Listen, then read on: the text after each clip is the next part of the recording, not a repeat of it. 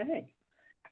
So noting that it is 7 p.m. on March 19th, 2025, I'll call the Board of Health meeting to order. And the first thing we'll do, because it's a virtual meeting, is have the board members announce their presence.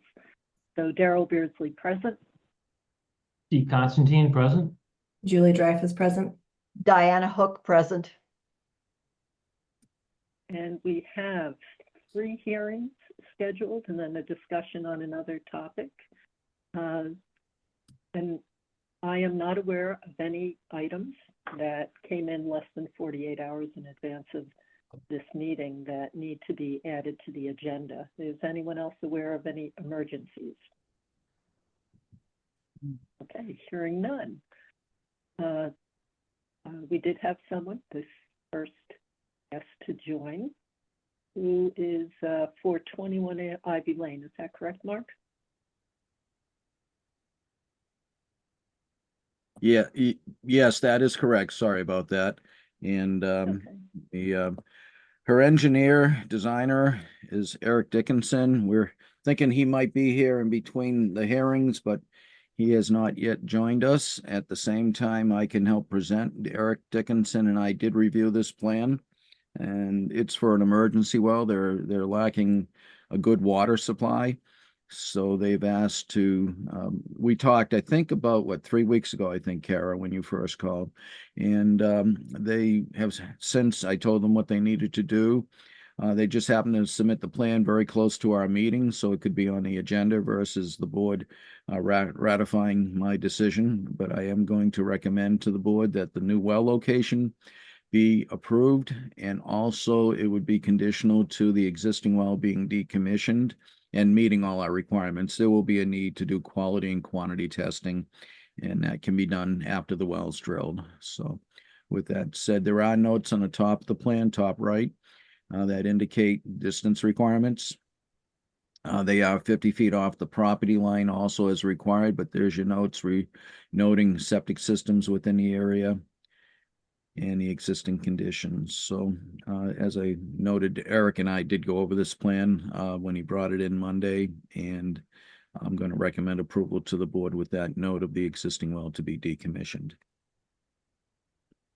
All right. Do any board members have any questions about this? Is it a deep well or a shallow well? Kara, you can answer that if you know. I don't know the exact depth, but I know that my understanding was we're the least deep in the neighborhood, and we're also at the highest point in the neighborhood. We're less than 150 feet on the well. And it has a very low, I'm not going to quote it because I'll mess it up, but a very low refill rate. That's perfect. Not good for you, but that's perfect. I know. It takes like an entire night for us to get water back when we lose it. You definitely are in need for a new well. Yeah, the dry conditions of the last number of years aren't helping that at all. So, understandable and essential. Okay. Does anyone else who's in attendance have any questions or comments? If there was a neighbor or something who's experiencing something similar. Okay, in that case, do we have a motion to approve installation of the new well as indicated on the plan, conditional to decommissioning of the existing well that after the new well has been installed and connected? So moved. Seconded. Okay, any other discussion? I'll actually, Mark. So they need to keep the existing well in operation until they're ready to connect the new well. Correct. And connect the new well. Is there going to be like a period of downtime in between, like disconnecting the existing? In most cases, the well driller might be able to do the well pump test, the quantity test, and that same day connect at the owner's own risk because the water is being tested both at the wellhead and then another final test at the tap. But we have told owners, if you want to connect the water to your house without knowing the quality test, which is the chemicals and the bacteria and those tests. They can do it at their own risk since they're without water, but we recommend they don't use it for drinking until they get the proper quality testing done. Okay, so that sounds like something that as you go along, they see conditions, timing, what they can get done in a day, that Yeah. they could work out with you, and then we'll Yes. just confirm that the well That's can correct, be yes. commissioned. Okay. All right. Any other comments or questions? Hearing none? Steve Constantine, aye. Julie Dreyfus, aye. Diana Hook, aye. Darrell Beardsley, aye. All right. So luck Kara, with the you new can well. excuse me, I'm sorry, Darrell. So Kara, the plan's approved. Now it's just, I'll be in the office tomorrow morning. If Cliff from Northeast wants the approved well permit and plan, just have him reach out to us in the morning. She's utilizing Northeast water wells. Thank you. Perfect. Thank you so much. And I appreciate you getting it on the agenda so quickly. You're welcome. Good luck. Yes. Right. Good night. All right. Mark, is there anything else that you'd like to take for See, the variance I hearing? just saw an email come through and I haven't read it from 5 Oak Orchard. I think it might have just been a response, but I don't know if they're here right now. The owner was communicating. Well, I asked them to text me if they wanted. I said we may have, some earlier gaps, but it was hard to tell Yeah. at the time they sent the email. Yeah, and I Darrell, have not received a text from them yet. she said, thank you so much for this, from your email. She said, I'll text you now. So she's planning to text you soon, Darrell. Oh, all right. She just Okay. sent that email a minute ago. Oh, all right. Then let me But just again, I keep an think eye on that. this, I didn't mean to interrupt. On this section, I think one of the continuation was based on having information on another property, which was 26 Bullard. So we can entertain or review the minutes from from those meetings and see how the decision will happen for 26. I mean, for 5 Old Orchard. But the final decision was made by the board in the last meeting. I think you're in that meeting, Darrell, there. Yeah. Yep, there you are. There's your votes, the motions and the votes. And here comes Eric. Okay. Yes, the unfinished space is certainly key. Yes. So these are some not concepts, but rulings by the board that possibly might be able to be used for 5 Old Orchard. Mhm. But I don't know when she's planning to be here. Yeah. Eric, you didn't Haven't have to received disappear. anything yet. Your applicant for 21 Ivy, the plan was reviewed and approved, so just so you know. Okay, excellent. Thank you. You're welcome. We channeled your spirit for that discussion. She was happy that you Okay. reviewed the plan before the meeting and were able to get it on the agenda tonight. Does anyone have any questions about this? We had a lot of discussions about this back in 2021 and before that, I think. About that unfinished nature of it. So it could not be counted as a room if it was the unconditioned, of course, being no heating and cooling. So, And Daryl, I did have a question. The picture that was in the materials that for us to review for tonight, is that the current state of the loft space in the barn? That it basically looks like a hayloft? That's a different property, I believe, Oh, Diane. that's a different, I'm mixing my properties up. Okay, Yeah. thank you. Am I correct about that, Mark? It's labeled as 30 North Main in the folder, the one with pictures. Mark, yeah, that you, is There's a not, 30. yeah, there's no pictures of the loft. I think Okay.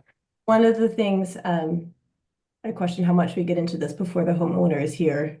But it was not explicit in the minutes, the status of the insulation. When I hear unconditioned, I think no insulation, no heating and cooling.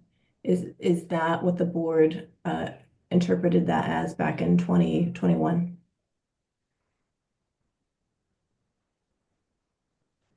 I mean, what the board functionally said at that time was it cannot look, feel, or in any way read like finished conditioned space was the take home within the narrative that was in the minutes.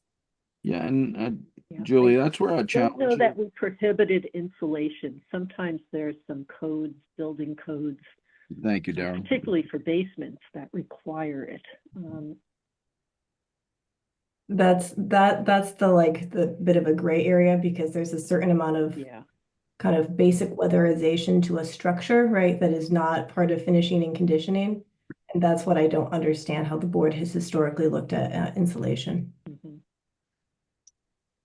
It would make it easier to make a decision if there was no insulation, but as Darrell noted, I think sometimes if they're going to use it for some type of occupation, might it be artwork or whatever, I think the building commissioner has to intervene and note some of the insulation requirements, but it would be ideal if they didn't have to insulate, then it's pretty much self-regulated.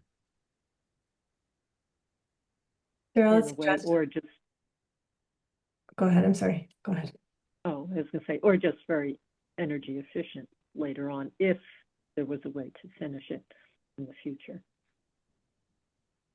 I think if the homeowner has indicated to us via email today that they intend to be a participant and they are not here, then rather than continuing to delve into this topic, just out of respect to what seems like their intent, I would suggest we move on to some of the other miscellaneous items. Yeah. Oh, just got it, okay. And then do we Yep. feel like we have, Texted, so let me respond. and we have 18 minutes before our hearing, if we feel like that is a reasonable time frame. Maybe, maybe not.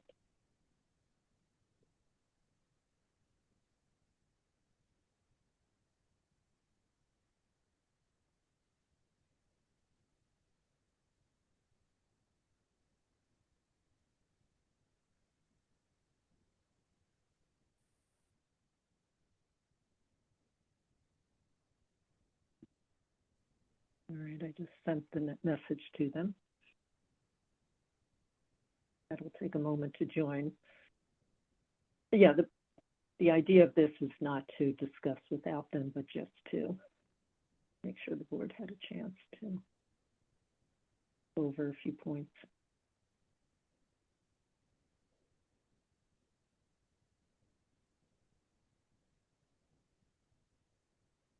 All right, let's take something in the interim and see if they haven't replied to that. Oh. Two axes in, not them. All right, so we have a disposal works installer permit application from Bates Site Development Corp. of Holden So the meeting and Mark. started. We're on at 7:30. Rob, you're live on the Zoom meeting, just so you know. Whoops. Okay, so Mark, have you had a chance to review that application, or is this a repeat? It's a new one. I'm not familiar with this group. Okay. Again, they all have the same conditions, pre-construction meeting of the plan.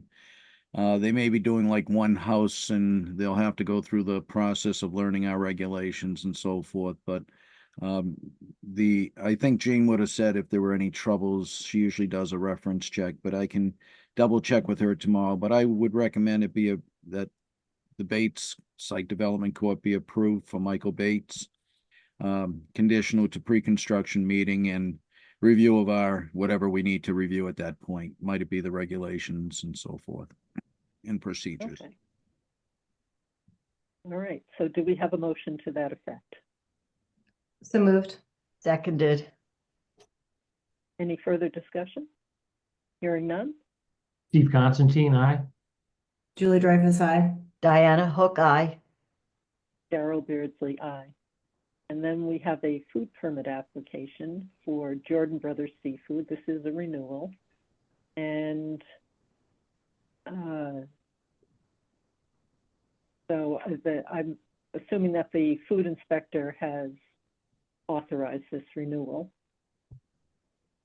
Mark, did you happen to talk to Gina? You know, I haven't talked to Tom about it, but they have been both in Sherborn as well as I believe for a few years now. They usually set up somewhere in town, and I believe it's all frozen seafood products that they sell from their unit.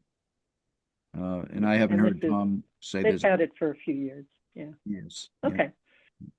So how about, do we have a motion to approve the food permit application for Jordan Brothers Seafood for 2025, conditional to compliance with all applicable regulations and confirmation with the food inspector that this was ready for approval? Usually doesn't appear on the agenda if it's not ready for approval. But just in So case. moved.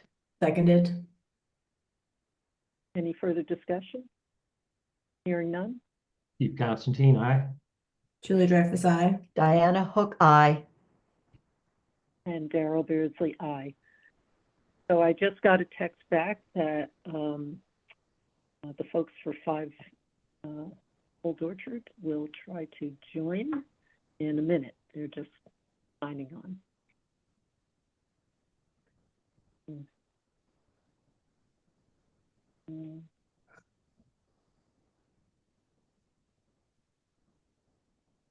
All right, administrator search status update. Stephen, would you like to give a very quick update on that? Sure. So we're closing in. We think we found a good candidate. That Daryl's talked to, Mark and Jean have talked to. She seems very, very good, very competent. She's young. And now we've got her scheduled for meetings on Friday at 9:30 with Julie and Diana. So based on, we've gotten good reports back from the folks that have talked to her. So based on Friday, we will, as long as that's positive, then there's a good chance we can move forward with an offer. But yeah, hopefully you had a chance to look at the resumes and you can see who we're talking about. But yeah, that's the quick update. I still need to send that out to them. It's on my list. I didn't quite get to that today. So Diana and Julie, I'll send that to you shortly. Oh, no, they've got it. Yeah, we Oh. have Oh, the Zoom yes. and the resume. Yeah. Oh, great. Okay. Okay. Thank you. Okay, so Mark, I believe that the folks from 5 Old Orchard have joined. Okay. And And so where do we want to begin on this? Floor plans or? I would suggest the floor plans and then we can go into the previous approvals by the board at the previous approval by the board at 26 Bullard to see how that occurred. So that's the Wait, first. before we start, for the homeowners, I'm sorry, I gotta Yes. struggle to find your names. The Quinns, hello. Hi. The floor plans that you see in front of you, just want to make sure, is this representative of the state of the home? I mean, I don't know where these came from, and so I just want to make sure floor Yeah. plans can get changed. Yes, it is. We Yeah, drew those. This is from. Okay.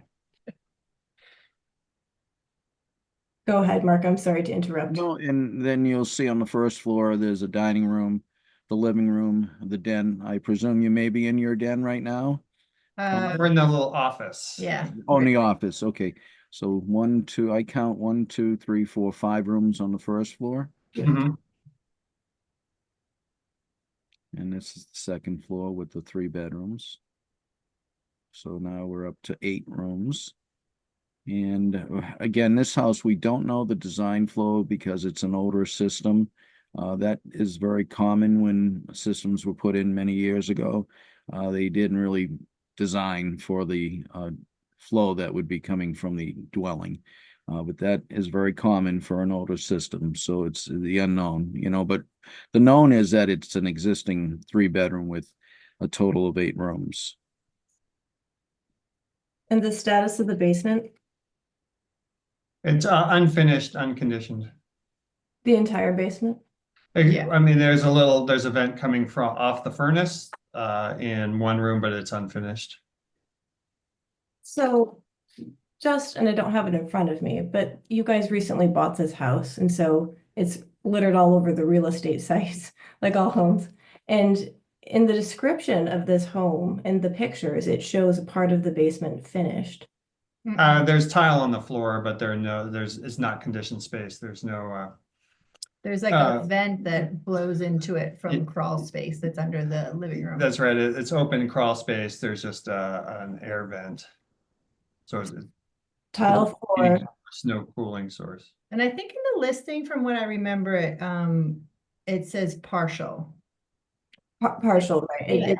It's tiling on the floor with some drywall, but it's cold in there because of this big open vent that's coming in from under the living room crawl space. So no mini split, no other heating. No. And it also, I mean, it also looked like there was just a little slider window. And that was the only, does it walk out to the yard? No, No. it's not even an egress window. It's just a small little basement window. Okay. So Mark, when we have a basement space that is just tiled, but otherwise unheated, uncooled, unconditioned, do we call that unfinished? Is that correct? Correct. I mean, it would be easy just to put heat in there and pause. Is the ceiling finished at all in that room?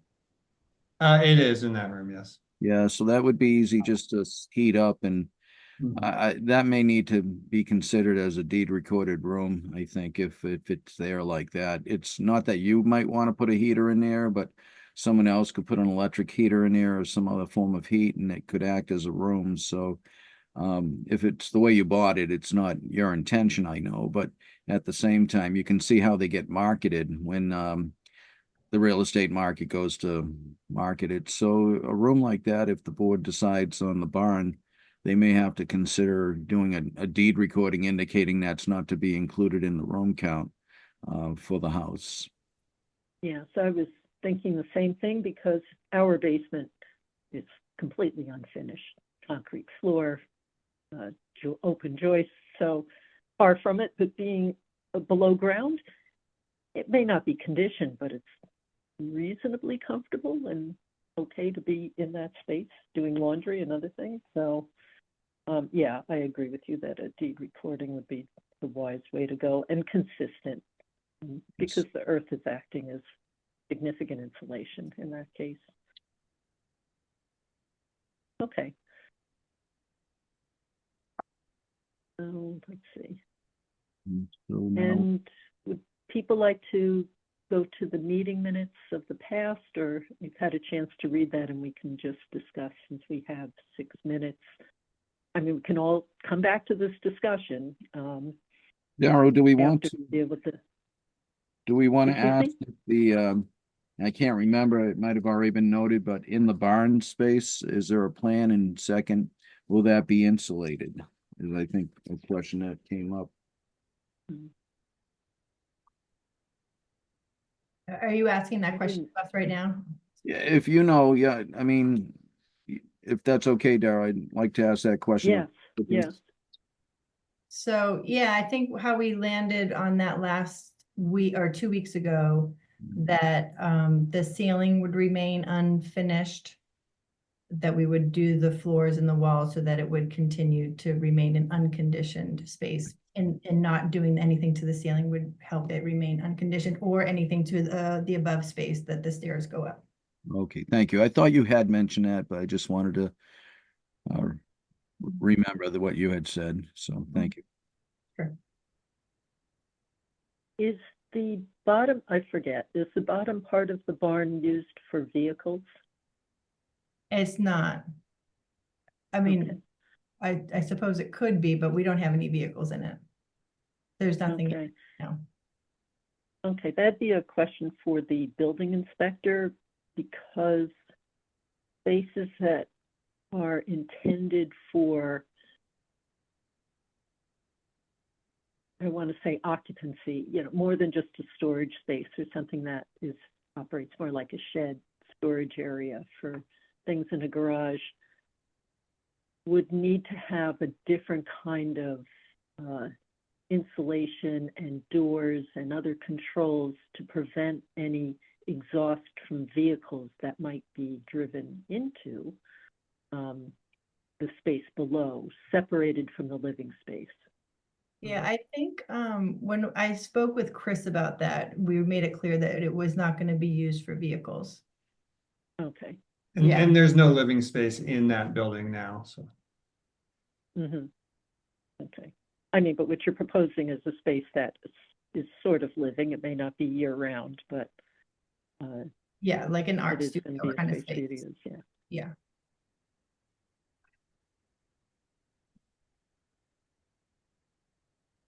But we'd likely have flooring that would be incompatible with vehicles. That's true. Oh, okay. You mean the flooring that's currently there?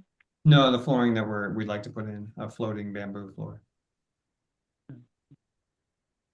To cover the concrete that's there now. Oh, on the lower floor you're talking Yeah, about. we're not going to do anything with the upper floor. We just want the bottom floor as a studio space.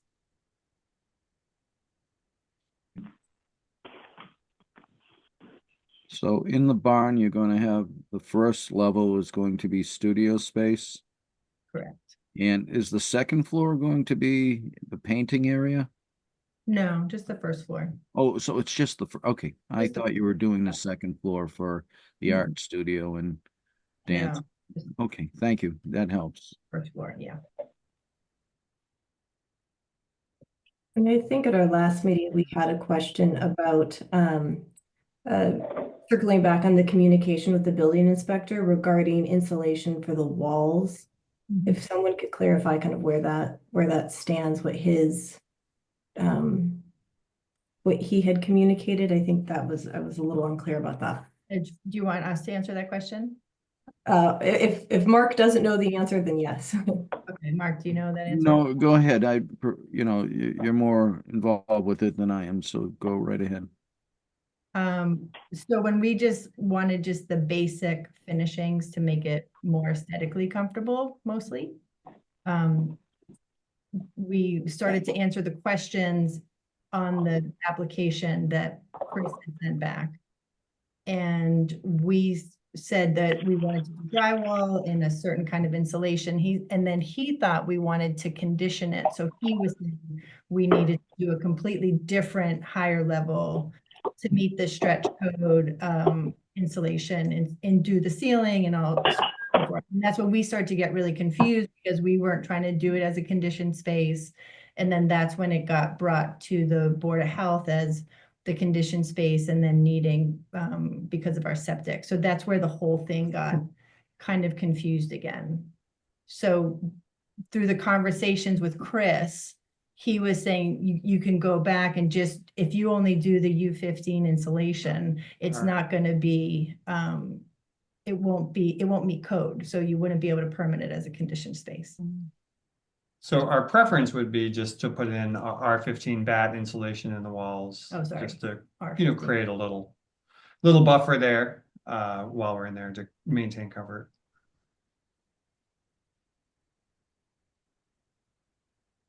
But that's different than the U15 that Chris said would not meet code. Correct. No. That's what he It's said. the same He said- one, yeah. Sorry, I said U, but it's R. I meant R. R, okay. I was gonna say, I am not familiar with the I know. U15. I recognize the R. Okay. Use windows are for Right, walls. I don't get it, but that's Um, what they tell us. But so basically, I the finishes that we want to do would not meet code. They wouldn't meet the stretch code. They wouldn't meet new construction building code. And so that's how he thought that this could work. How we could have the permit just to do these. Remind me, are you considering any kind of plumbing? No, absolutely not. Okay. Daryl, it is 7:30, and I don't think we're gonna Yeah. decide this in 30 seconds. No, I agree. Okay, so we could do this a couple of ways. You can stay connected and we could call out when we are able to take this up again, or you can drop off and I can text you again. Yeah, that would be great. We were just about to make dinner. But if you could do that, that would be perfect. Okay. Okay. All right. Will do. Thank you. Thanks. All right. Bye. How do I hang up? Where do we go? Okay, noting that it is 7:30 p.m., we have a variance hearing for 20 Lake Street for a septic replacement, and all the green cards have been received, and the engineer is present. And so welcome, Rob. Good evening. And- Thank you. Hi, so I can bring up the plan, or are we taking a different route, Mark, on this? I would say bring up the plans and Rob can go over Because we them. can look at the variance request, correct? Yes, that way you'll have the plans and the variance request are populated on the plan as well. Over to the right side on the left of the soil testing. Mm-hmm. I'll probably go to the letter later for that. Okay. So it's Yeah. easier to read, but. Oh, There you go. right, then we'll go the normal route. Let's have Rob explain Sure. the situation here, and certainly let me know if you need me to focus in on anything more closely. Well, that looks good. For the record, Rob Truax Engineering Group, representing the owner at 20 Lake Street. So this is an existing home at 20 Lake Street with a failed septic. The site is very restricted. It's small, as you can see. It's a 13,000 square foot lot. It's a existing 3-bedroom home. We have some things we have to deal with as far as setback issues go. We do have an existing well within the house. It's actually located inside the dwelling in the basement area. It's an artesian well. The existing cesspool is located up where the proposed septic tank is shown, up in the front yard near the driveway. Yep, right there. And that's a failed system. So really, we only had one area that was even possible to put a new leaching field on the site and try and meet setback requirements, primarily to the neighbor's well, more so than our own well. We really didn't have anywhere on our site where we could get a reasonable setback from the well on site. So we're back in I guess that's the rear right corner of the site. We've got a proposed leaching field. We've kind of squeezed it right into the corner. We did do soil testing. It is kind of a low point on the lot, so we are building it up, mounding it up. The system is shown with a 10-foot offset to the rear lot line and 11-foot offset to the right or the northwesterly lot line, which is to the abutting side. There is an abutter over there with an existing well. You can see it on the plan. It's an uphill well. They just recently put a new system in their rear yard. That's 18 Lake Street that was recently installed. And I believe they got a waiver to their own well. They did not need waivers to our well. To the rear of our property is town of Sherborn open space land. It's owned by the town of Sherborn Conservation Commission, I believe. And it's a pretty sizable piece of land. If you went out to the site and looked at it and you walked it, it would be a little, you wouldn't think of it as being a small lot because the rear yard where the lot line is actually going right through a lawn area, whereas the lawn extends probably 30 feet beyond that line. And it gives you the false impression that the lot goes deeper back into the town of Sherborn property. So when we first looked at it, we thought we had plenty of room to move a system to the back, but it's not the case. So we are looking for relief. We're using the Elgin geotextile sand filter units in a trench configuration. So we do have a series of waivers we're asking for.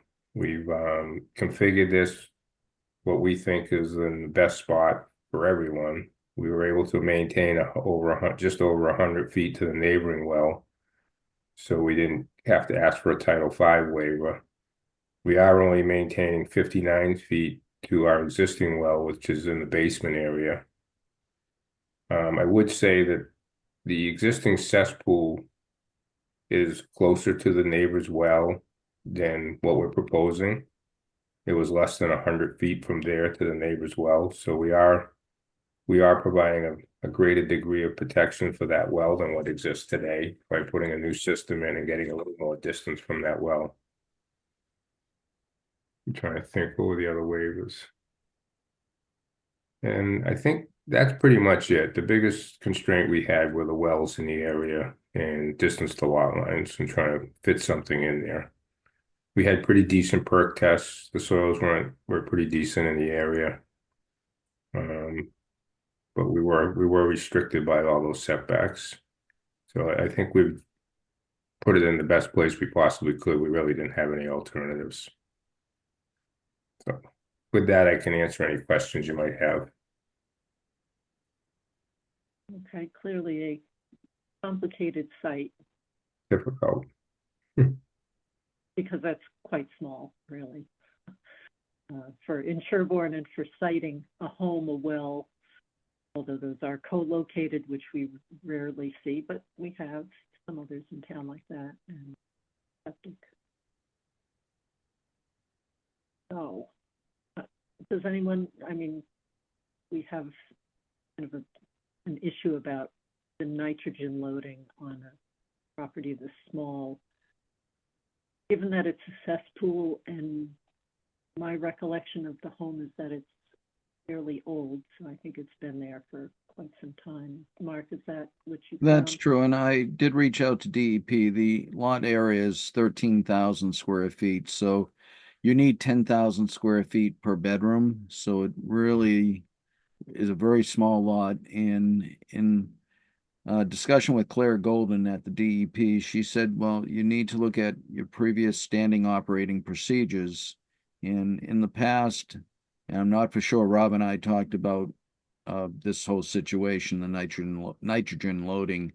The board has looked at nitrogen loading on smaller lots, and either we'll be seeing it later tonight, had the applicant change the lot lines so they'd have enough square footage for two different properties that abutted each other, as well as other properties in town were required to have a nitrogen reduction system.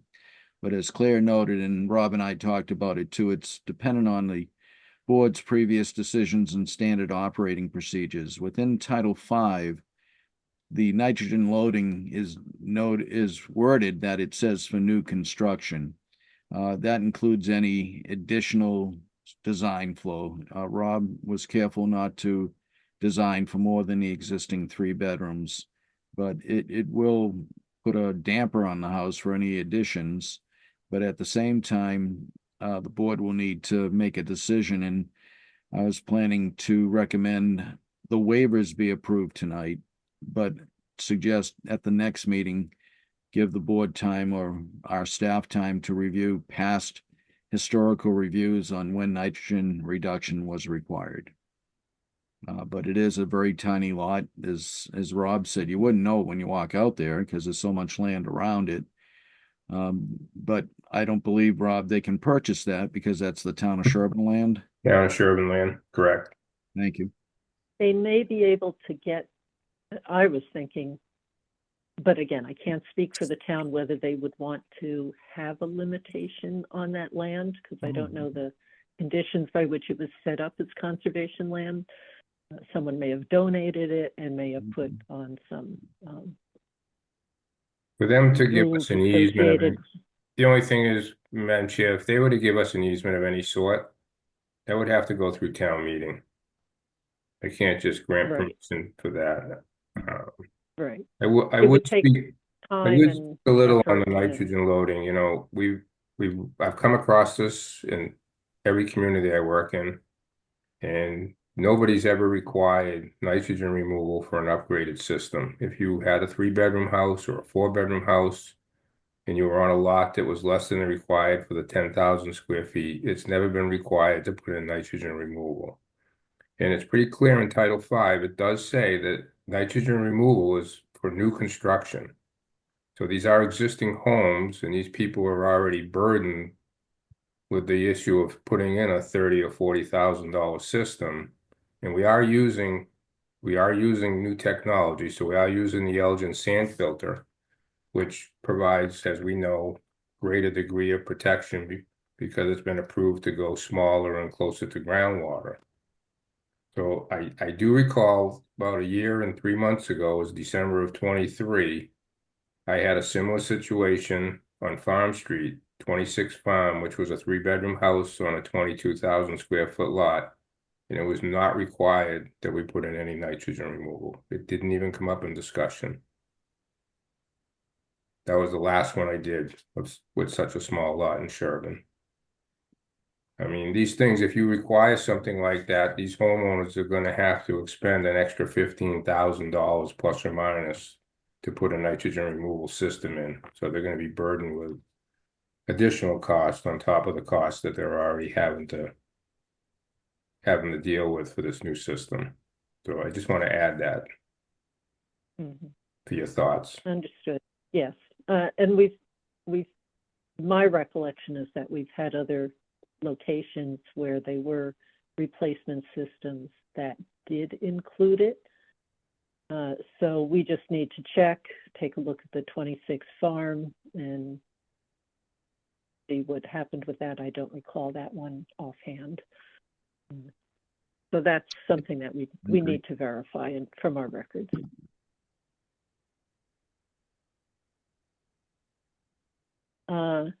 Okay. Is it what prompted this upgrade? Is the cesspool? I mean, cesspool should always be replaced, in our opinion. But was it actually in? Yeah, no, it's in failure. Not performing. Correct. For them. Okay. So it is urgent. So the route of looking at some arrangement for credit land being protected in that conservation area is a process that is not going to be completed in the near term. So if it's urgent, that may not be an avenue. Okay. Does anyone have any other questions, or shall we move to the variances to go over those? Quick question, Rob, the existing well on the property, do you have any sense, is that 75 feet, 100 feet? I mean, it sounds like it is original to the house, is what I'm assuming. Yeah, The I mean, basement. it's an artesian well. I don't know the depth. Yeah.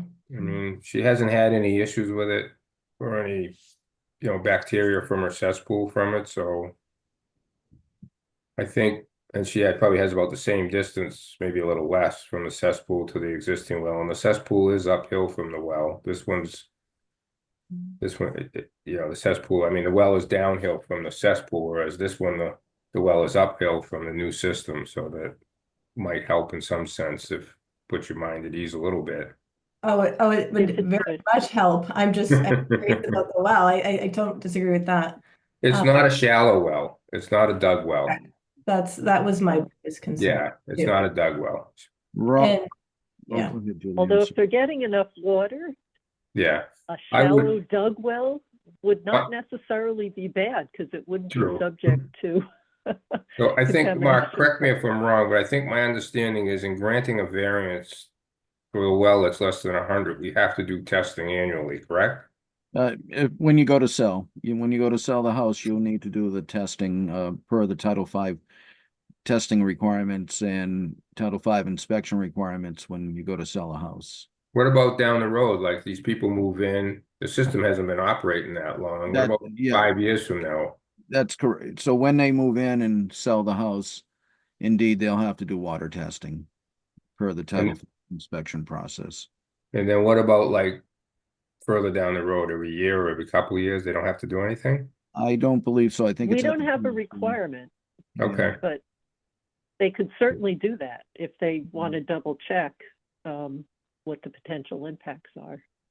I would probably Septic do at a it. new location. It would be highly recommended.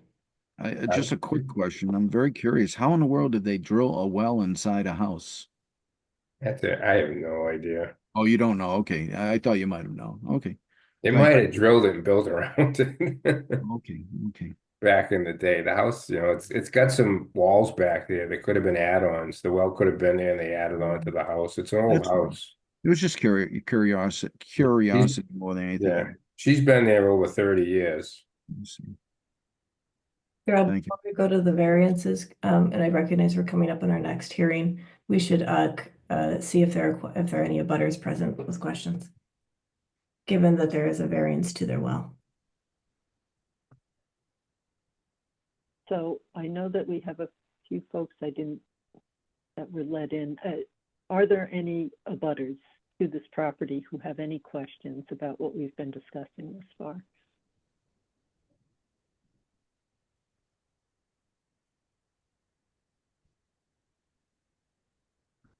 Okay. All right. Well, hearing none, what we'll do is we're going to go through the variances requested. So if anyone has a question that comes to mind as we're doing that, certainly raise your hand, or if we're missing seeing your hand, just let us know verbally. Okay. So do we have a motion to grant a variance of section 8.01? So rather than the 5 feet to groundwater, 2 feet will be provided, which is allowable for the Elgin GSF system by DEP. So moved. Seconded. Any other discussion? Hearing none? Steve Constantine, aye. Julie Dreyfus, aye. Diana Hook, aye. Carol Beardsley, aye. Do we have a motion to grant a variance of section 8.02, which also has to deal with the groundwater level? Right? So moved. Seconded. Any further discussion? Hearing none? Steve Constantine, aye. Julie Dreyfus, aye. Diana Hook, aye. Carol Beardsley, aye. And do we have a motion to grant a variance of section 10.1C regarding the well distances, both to the on-site and abutting well are less than our standard back distances? So moved. Seconded. Any further discussion? Just that the requirement would be 125 feet based on the perk rate and based on it being an uphill well. So that's the Board of Health local code would require 125 feet for the record. Mm-hmm. Yes, and there really aren't a lot of options on this property to change that in any significant way. Okay, ready to vote? Steve Constantine, aye. Julie Dreyfus, aye. Diana Hook, aye. Darrell Beardsley, aye. And do we have a motion to grant a variance section 10.2 regarding minimum distances to property setbacks? And there were 2, correct? It says 10 feet. Wasn't there an 11 foot, or am I thinking of something else? Yeah. That's correct. Okay. So moved. Seconded. Any further discussion? Hearing none? Steve Constantine, aye. Julie Dreyfus, aye. Diana Hook, aye. Darrell Beardsley, aye. And then we have a DEP local upgrade approval to consider. Did you do Is the there a property motion to grant- setback? Daryl, I'm sorry, did you do the property setback for 10 feet versus 20? Section 10.2? We just. Yes. Yes. Okay. Oh, yeah, I'm sorry, you were doing that with the other well. I understand now. Thank you. Okay. And let's see. Okay, so do we have a motion to grant a variance to 310 CMR 15.405 1G, and this is the reduction of the setback to the on-site private well, which is less than the required 100 feet. So moved. Seconded. Any further discussion? Hearing none? Steve Constantine, aye. Julie Dreyfus, aye. Diana Hook, aye. Darrell Beardsley, aye. So we'll close the hearing. And I think in terms of approval of the plan, does the board want the opportunity to just have Mark review how the board has handled this in other cases, and to check on the 26 Farm Road that Rob has mentioned?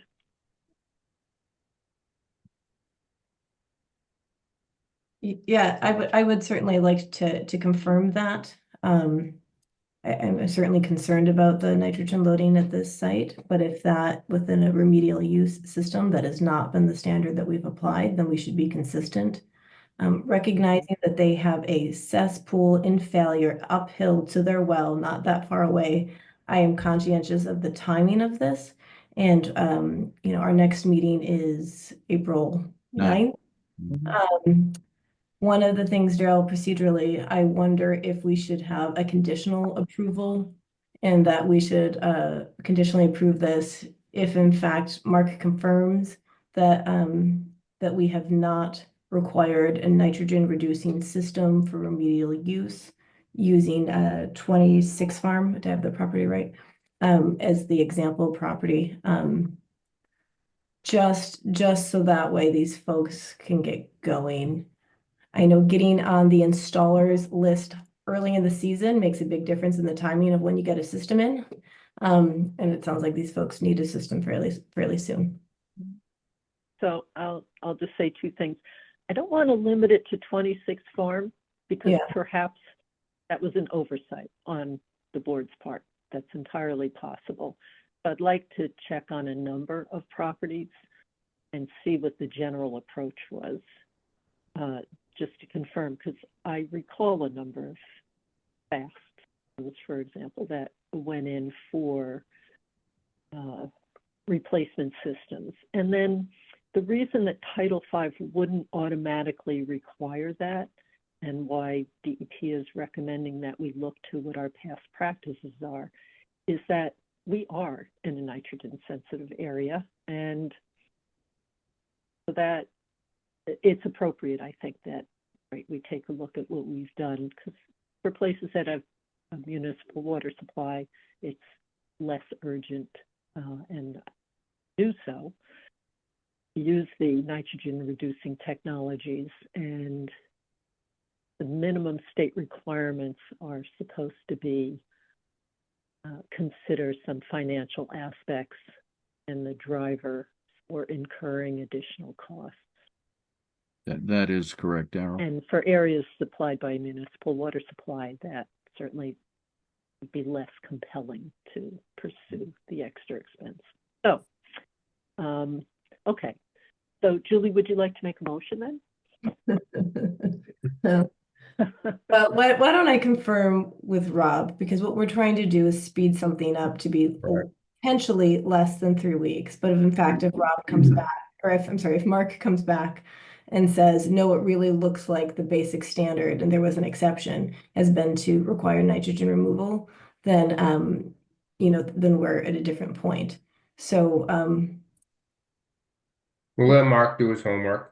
And Mark, if you could just keep me abreast of what you find during the process. I do plan on that, as well as I might get Claire involved again, just to, again, she said if it's your standard operating procedures to move forward in the same direction. So that's why we need to look at a few properties. I know of some properties that have fast systems or nitrogen reduction systems, and we'll be looking at those as well as 26 Farm Road. But for the board's notes, I would suggest that when this is on the next agenda, and if it does meet the standard operating procedures for nitrogen loading in sensitive areas, nitrogen sensitive areas, I would recommend approval with the conditions of deed recordings for the garbage grinder, as well as the IA technology being utilized, that being the Elgin, system, as well as a note be made within that vote that this house would have to be limited to 3 bedrooms and could not be increased, because then that would definitely apply to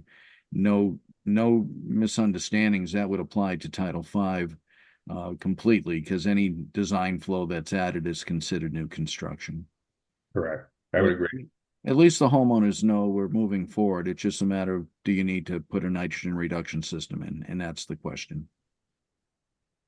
Okay. The plan's in good Is the order. I report would never say. done to remind the homeowners that the well will need to be tested, the on-site well, She knows. prior to, Yeah, and Okay, testing. but have we done deed recordings for that to let future owners know? That's usually built into the Title V inspection process, but that's a consideration Okay. that could be taken.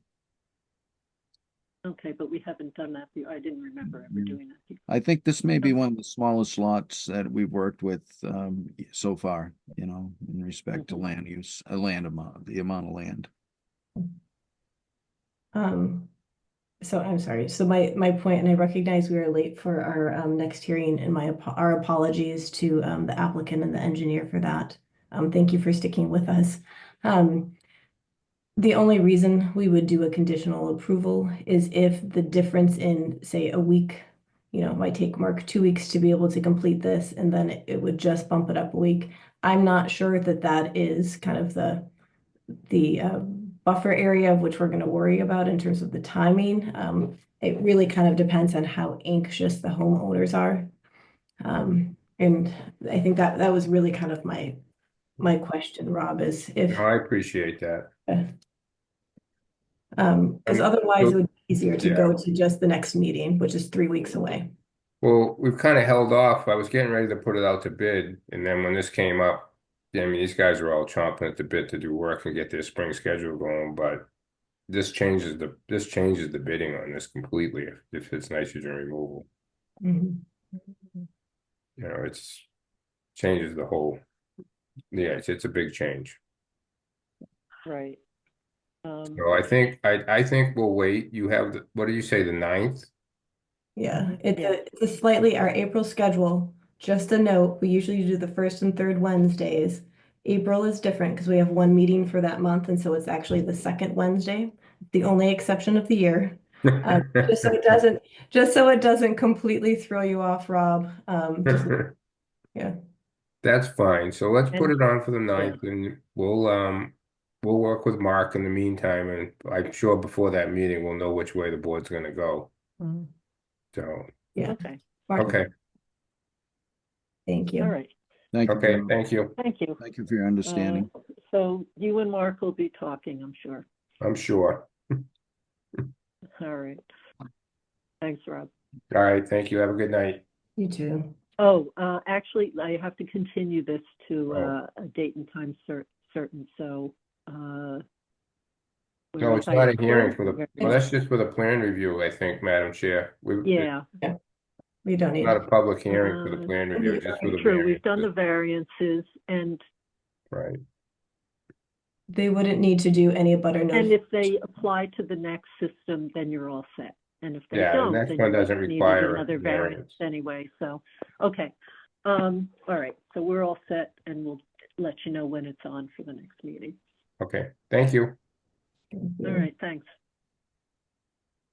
All right. So it's 7:59.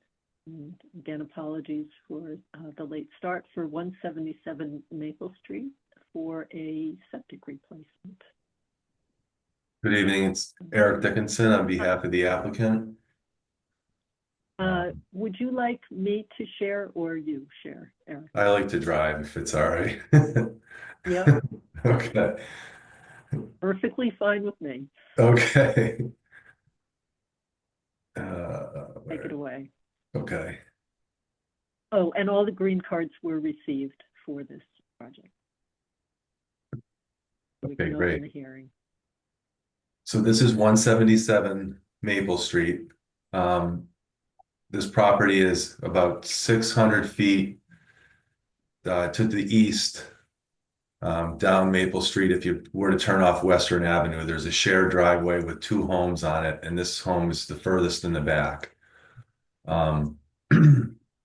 It has a cesspool located right where the septic tank is going.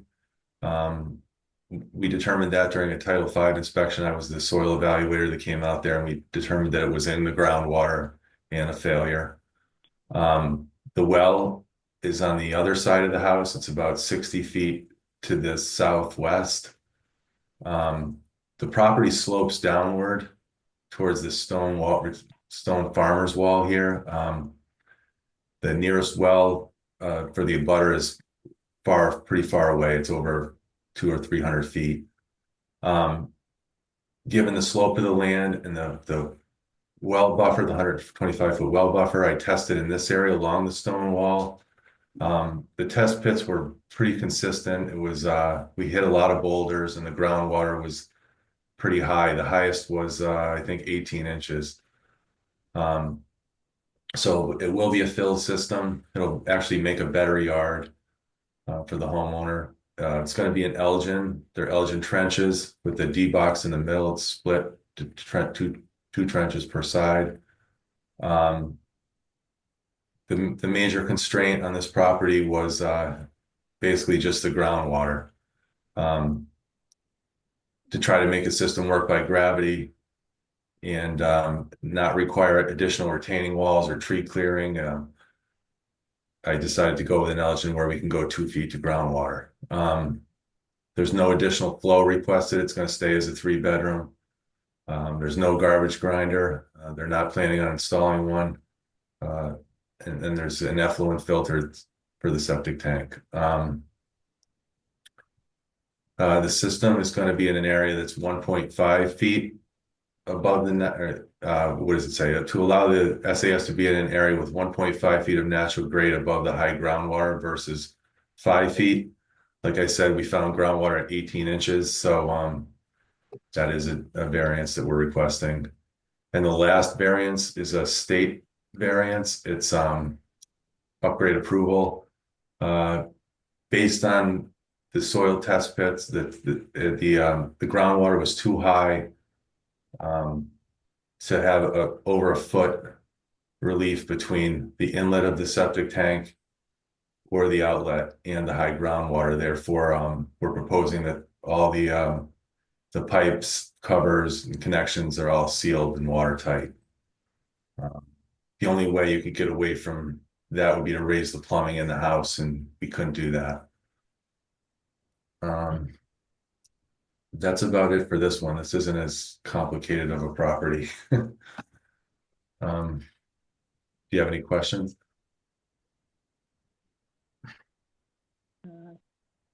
My first comment is it's certainly a big improvement over cesspools.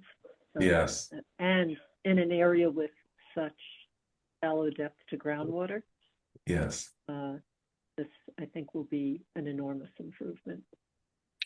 And just so the board knows, they're a little bit over 3 acres on this site, so they got plenty of acreage, and it's a 3-bedroom design for the existing 3-bedroom house. I have questions. Yes. Eric, is the stone wall along the private way, is that the property line? Yes, it is. And the distance of the SAS to that property line, is it 20 feet or greater? Yes, it is. Okay, thank you. Yeah.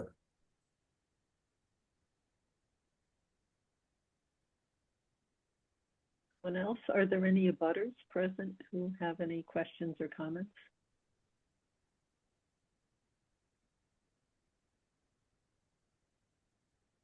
Okay. So, shall we move on to the variances?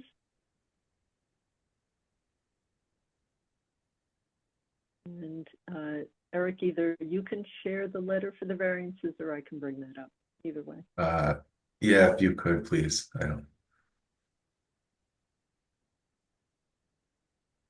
Eric, you've been put in the passenger seat. Okay, stop sharing. There we go. But soon he's gonna have to switch back. Yeah, right. That's okay.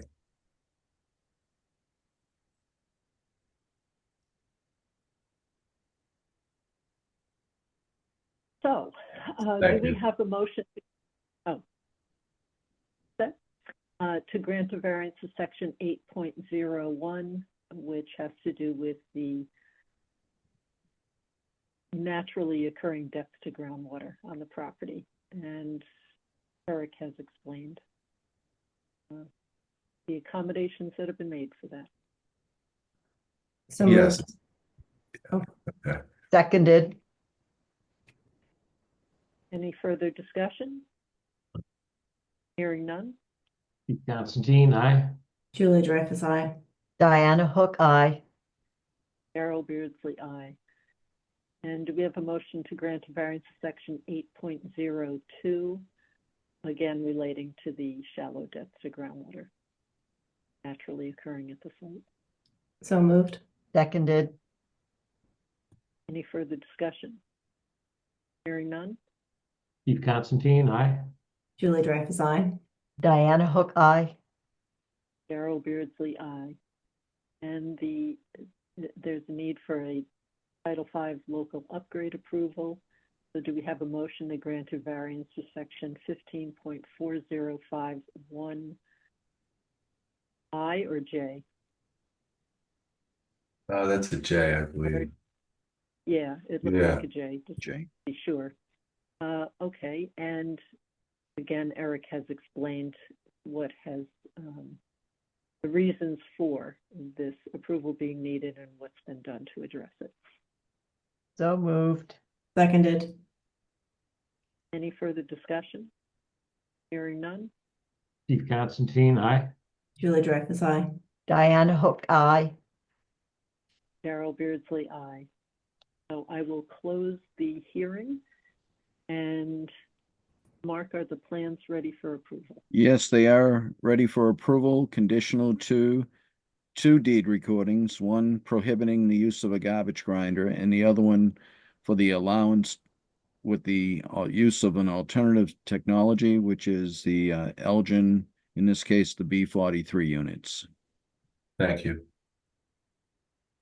Do we have a motion including the conditions that Mark has noted? So moved. Seconded. Any further discussion? Hearing none. Keith Constantine, aye. Julie Dreyfus, aye. Diana Hook, aye. Carol Beardsley, aye. Okay. Thank you, Great. Eric. Thank you. And I just looked it up. It is J. For the, Okay. I think I'm going to start making those capitals, even though they're, that's fine. Thank you. because it's hard to see. Yeah, I think it was the underline that threw me off. Yeah. But it still looked more J-like. Okay, we have 2 minutes. I'll mention that all the green cards were also received for the upcoming variance hearing for 31 Washington Street, which is a septic replacement. But we have 1 minute before we can start that. Don't think that's enough time to do any of our other issues. No. I think so either. We can use the time to maybe get the plans ready. If Eric wants to, we want to hand over the wheels so we can screen share that. Good idea.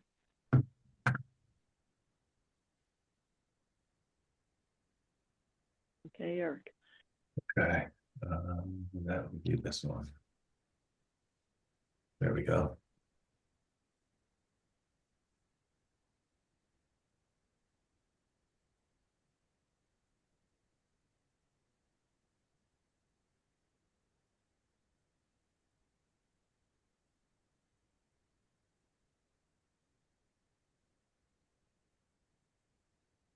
Start or one more minute? Yeah, we're almost there. Okay. Okay. It is now 8:10 and we have a variance hearing for 31, Yes. 31 Washington Street for a septic replacement. Eric Dickinson,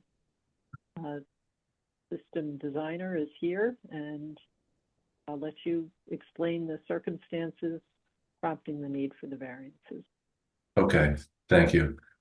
Good evening, it's Eric Dickinson with Civilized Solutions. I'm here, I believe the applicant is here, Miriam. She's also, just saw her on the Zoom. This is, this property is located at the intersection of Washington and Sawin. We've probably all seen it, driven by it. It's an 11-room, 3-bedroom home.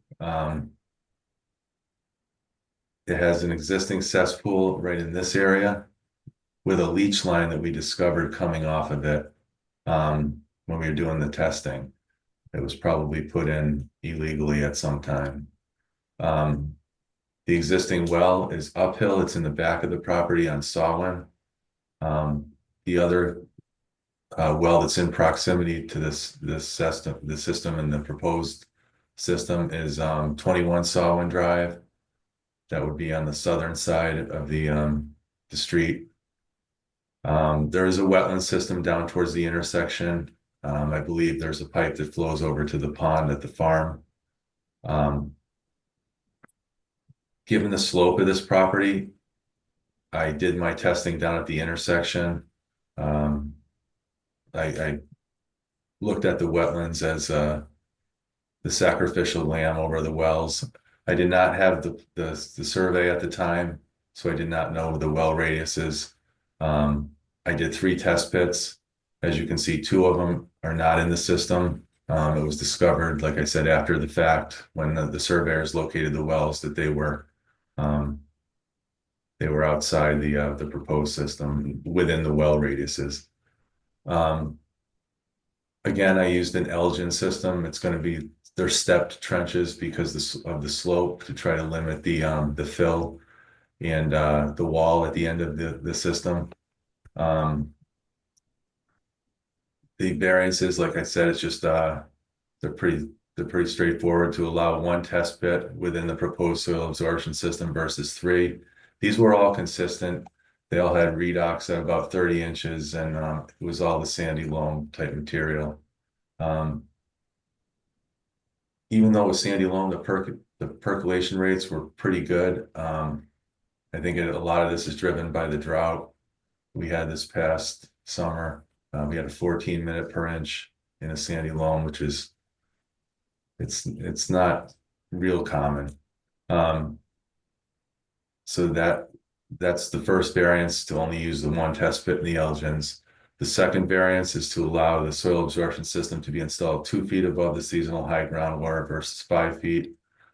Similar to the last hearing, it's the home's going to stay at 3 bedrooms. Has an effluent filter, and a garbage grinder is prohibited. There's not a garbage grinder in the house today.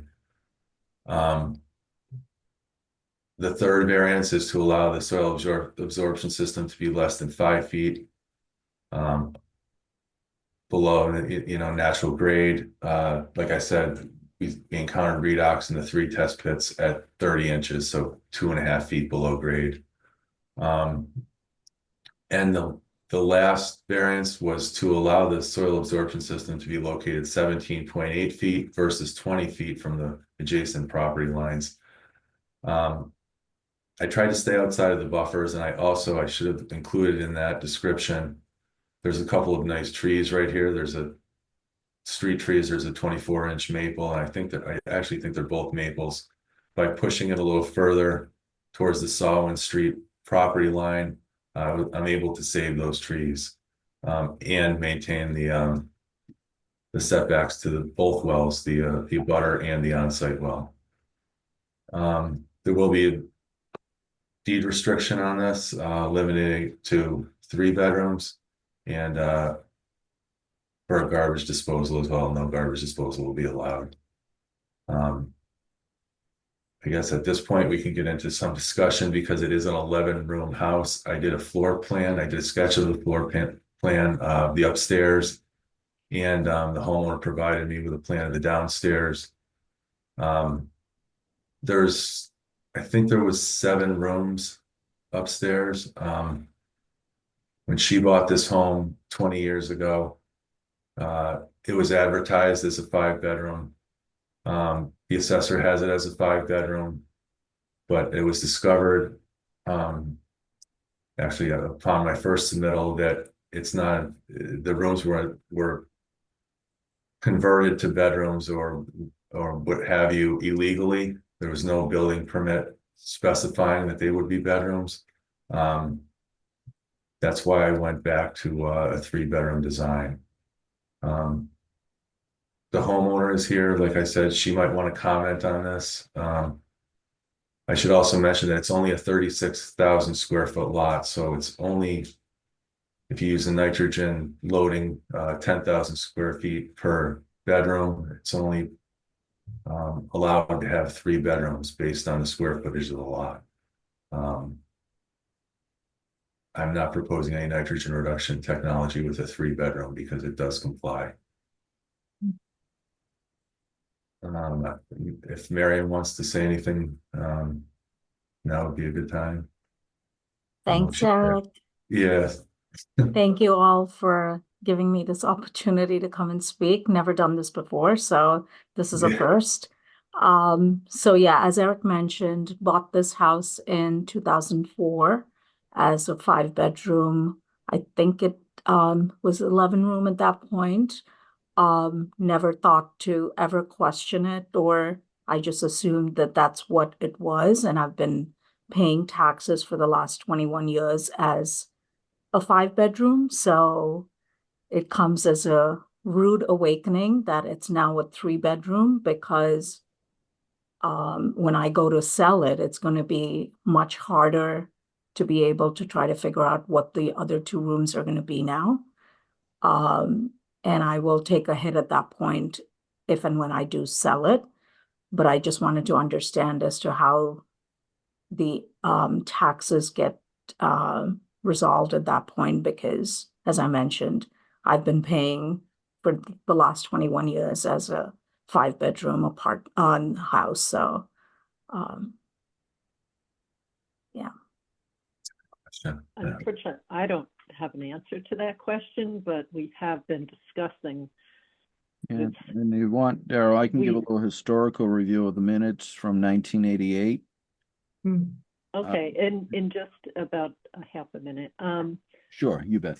So we do occasionally, and we wish it never happened, encounter these situations where homeowners are surprised to find out that somehow, right, what they purchased was not what they thought. And how we can, we'll be working on, are there any ways that we could avoid this happening? Although when things are done without, and again, not by you, but by folks who did not go through the usual process, this is when things crop up or come to our attention, which is way too late. So you're talking to the town about taxes, we'd be happy to explain why you're asking, and from the perspective of the Board of Health and what it means for you. So we'll offer that. Go ahead, Mark. Thank you, Daryl. So I did research both the building department files and the SEP Board of Health files. And back in 1988, the Board of Health reviewed this property with the previous owner, not with the owner presently. And they did allow for a garage, but with no room over the second floor to be considered. The way it was worded from the August 3rd, 1988 minutes, it's just one sentence. It was noted that an addition is to be built with a storage room. The storage room has no direct connection to the house or to toilet facilities. It was supposed to be a storage room over the garage. They got their approval from that meeting on the next day. I approved the building application noting a condition, second floor storage room to remain detached and no plumbing to be placed. So it was well known, but from the 1999 assessment, it still showed 3 bedrooms there. I have all the assessors records. And then after that, I'm sorry, in 1999, it was discovered, no, in 1999, it's still listed as 3 bedrooms as it had in previous years. In 2004, 5 years later, it showed 5 bedrooms on the assessor's record. So something happened between 1999 and 2004 for these additional bedrooms to show up on the assessor's records. And I saw no building applications to indicate they had applied for these bedrooms. So unfortunately, these bedrooms were put in without permit or without as well as without our knowledge. And that's all I want to say. And again, I want to make it very known that it wasn't the present owner that did this. It was whoever owned it back then. Miriam, when did you buy your home? To 2004, October, I believe. Okay.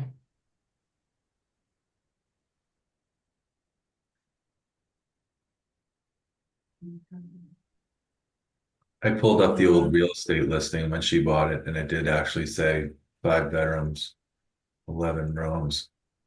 Yeah, and Eric, at that time, the assessors had it up to 5 bedrooms too. It was Yeah, this assessment was 1999, and that assessment it had it at 3 bedrooms. yeah, okay.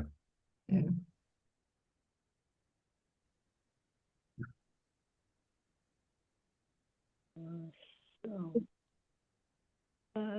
if for anyone who may ever listen to these recordings, anyone thinking to buy in town, Board of Health is always happy to pull files and explain what the status of people's homes are.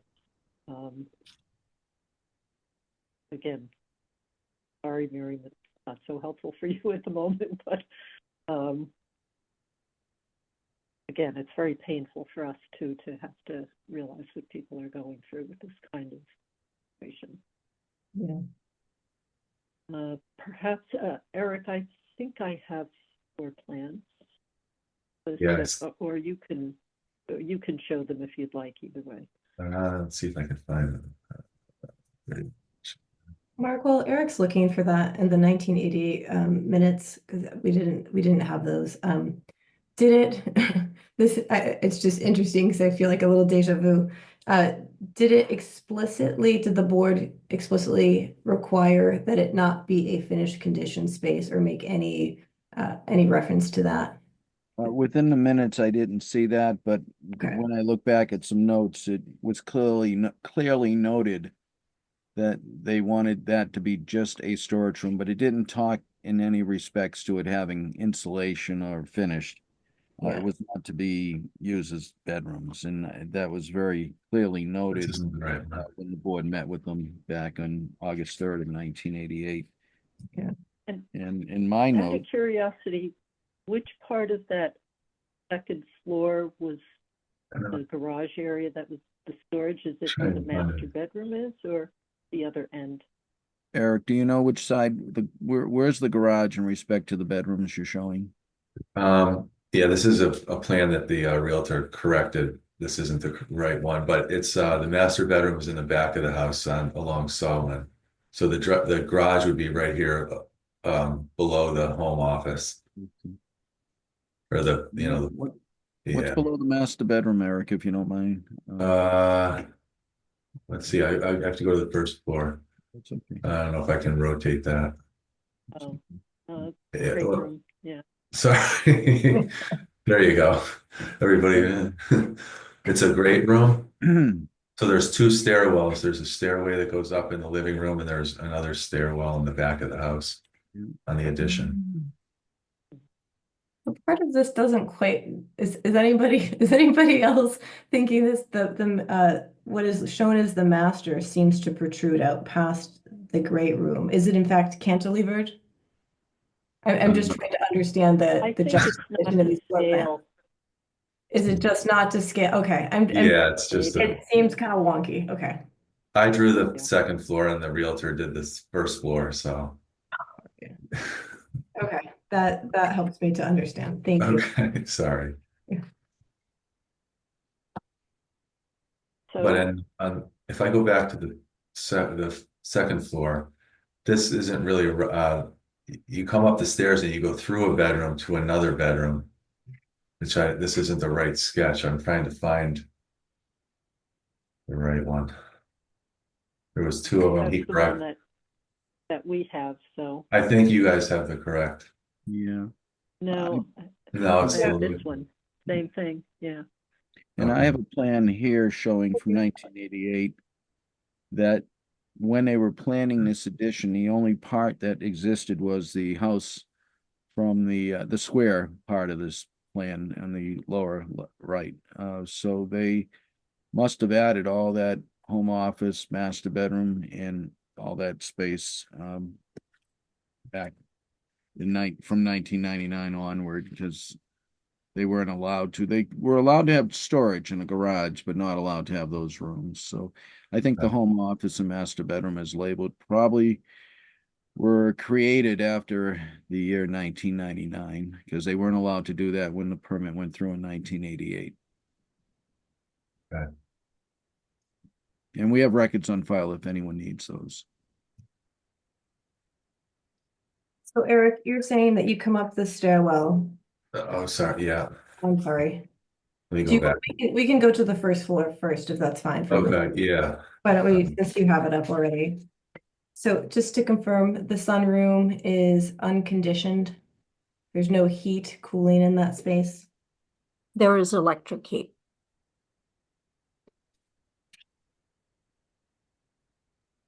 That would be What are- 5 rooms on the first floor then. Yeah, what is the floor, the ceiling? I mean, just can you describe what the room is, just so we have a visual? Eric, do you want me to, or? I don't think I saw the sunroom. Um, Yeah, so I mean, it's just a wooden floor, not like finished wooden, it's painted wooden. And it's got windows on all 3 sides. Mhm. Is But there it's heated insulation enough or that you anything? could, I'm sorry? Go ahead, Joe. oh, I was gonna say, is it in the winter, can you sit out there with the electric heat? Is it sufficient or? I never switch it on. I close the door in winters and I never have the electric heat on. It's just a little tiny switch on the floor, on the base, Oh, on the board kind of thing. So okay. I typically close that room. And if you were to turn on the electric heat, would it be able to, if the room, is the room insulated is ultimately what I think I'm trying to ask. Is it insulated so that it can actually hold that heat, or did someone just do that at some point to kind of extend the season? I've honestly, Julie, I've never turned it on. So because I've always heard that the electric heat is way more expensive. So I have honestly never switched it on. In winters, I just keep it closed. And in summer, I don't need to do anything because the heat comes in from all sides. So it's pretty warm. Cozy, yeah. That's the point of the sunroom, right? Exactly. It's just a little electric baseboard heat. Yeah, it's a tiny, I mean, the room itself is tiny. It's not a huge room. It's a tiny room, and it's just got it on one side. It's not all around, so it's just on one side. Yeah. So I guess for me that I think I could get to the point where I'd call that unconditioned. I would feel better if that baseboard heat was certainly taken out. It sounds like it wouldn't be a loss, and it's not actually doing a good job anyways. But as we're doing the room count, Daryl, because if we start counting this as 5, we're getting to a very different place. And I think that sunroom, functionally, if you take out that electric baseboard heater, which it sounds like, at least from Miriam's perspective, is not going to be a problem, then we can stick to 4 rooms down on that first floor. Yeah. I was thinking the same thing about the electric heat coming out. If it's easy, I assume it'd be fairly easy to take out because it's not plumbed in as the rest of the heat might be. So Yeah. At least from what you're describing, Miriam, having that taken out will be probably a fairly simple fix. Reducing out is our goal, and so every way we can get you there as easily as possible is Thank you. what we do. Yeah.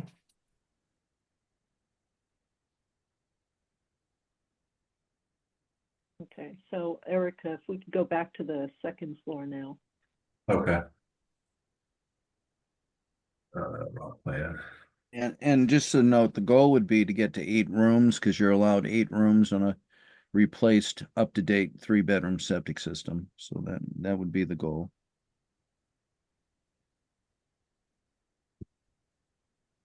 Five here, so we're at 9. Well, and if I may, Daryl, and I should say with no more than 3 rooms over the first floor is the requirement. So Yeah. I'm sorry I didn't add that at that point. So Eric, could you explain to us where doors are? It's a little confusing here. Yeah, so you would come up the stairs, there's a door for this bedroom, door Yeah. for that bedroom. I think, Miriam, correct me if I'm wrong, to get into the bathroom, don't you go around this side? Correct. Okay, Correct. okay. Yeah. And this is where I had it wrong, and I think I was corrected. I think when you come up the stairs, you have to go through this room to get back. Correct. Yeah. So this is a little wonky the way I did it. So So there's you go through this not a room. hall there? Yeah, this is a Okay. bathroom. Okay. So there's bathrooms back to back. You'd walk up through here and out, and then opens up to the hallway. And that's a home office, then that's the master bedroom. Again, it's not to scale, it doesn't match the bottom, but that's the room layout. And where's the door to the So home that- office? That's kind of like right here. Okay. Yeah, And the door to the primary bedroom is? I think it's like right here, right? Right there. Yeah. Yeah. Go ahead, Daryl. I was just thinking about, in a way, you're walking through that room. It's almost like a widened part of a hall. Get back to the rest of the hall that leads to the master and the office. Right. So, I mean, I think the best way to explain it is if you take a 3-bedroom cape, what they did was the master bedroom of that cape, they took the closet out and made that into a hallway with a bathroom. And then you have your home office and your master bedroom. So they just added that whole portion to it. This whole area. Yeah. Exactly. And the stairwell that goes down, right? Well, I was going to ask you if there's a Correct. stairwell in that. Correct. Yeah, Yeah. Yeah. that second stairwell is tricky because in a way that room that I was just saying is part of the hall. Really, it's not essential to go through that room to get to the master and the office, or vice versa to get to the other rooms, because they both have stairwells Mhm. leading to those sections. So then it just makes it maybe a bedroom with 2 doors. If that master bedroom home office could be opened as one, or at least only one entrance in, that could be considered like a master bedroom with parent retreat, home office suite, all as one. It would all have to be one room though, not like going into 2 doors to 2 different rooms if you You're wanted saying to close this off for the moment. That's a possibility. I'm Yeah. only suggesting possibilities. And then Right. the bedroom that you walk through, if that could be turned into a hallway, loft hallway area, that's a possibility too, where the bedroom to the old house where it has the closets noted in it, Mhm. then you're eliminating that bedroom and making the master bedroom home office 1 bedroom. Then you're down to 3, on the second floor. But again, the board would have to see those plans and so forth. But those are only suggestions, at this point. So I'm having trouble visualizing. So either Eric or Miriam, if you come up the stairwell here that looks at the bathroom, there are closets there? Yep, exactly, Eric. There is a Yeah. closet here? Yeah, there's closets on the hallway. Okay. So you're getting into the hallway and facing it is your bathroom. And then as you're walking down the hallway on the left, you have 2 closets. Okay. that are kind of like walk-in closets. And then there's another closet for linens. Yeah. You keep walking down that hallway, you end up in the home office. Okay. Then there's two closets again in the hall, another two closets. And then you take almost a right and you're in the master bedroom. So those closets are the closets adjoining the home office are, Eric, could you put your cursor where you understand them to be? Why is it? So Miriam, does he have that? The those closets? that No, there's that home office also has a closet. Is it on this wall? It is on, no, it is on the wall closer to the hall side. It's a Okay. bizarre way that it's set up, but it's all sloping walls though, Julie.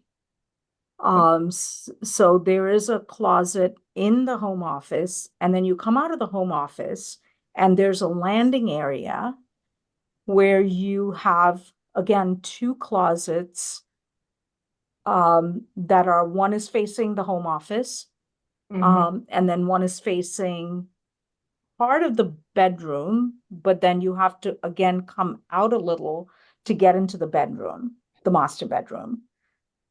And the door for the master bedroom and the stairs, so this is a little skewed, but the door from the master bedroom and the stairs going down are like right there.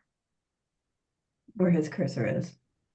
Yeah, so that's why when Mark said to combine the master bedroom and the home office, that's going to be a huge feat because now you have stairs too. I wouldn't know what to do with those stairs. I think we need another drawing. Because I'm having, I think because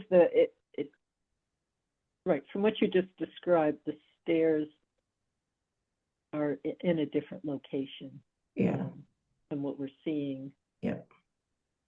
And not that we're trying to tell you how to design it, we're just trying to look for ways that would, options for you to consider. It's you.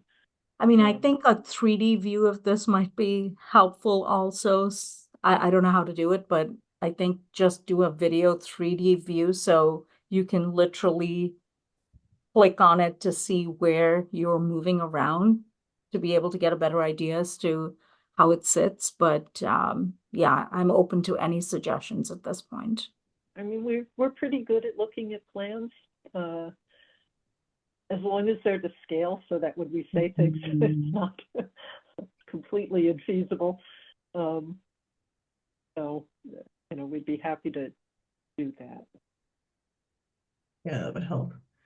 And so just kind of a lingering question that I have for the stairwell that's not near the primary bedroom, the one that is closer to the bath, that it's, you said, is a kind of a pass-through space.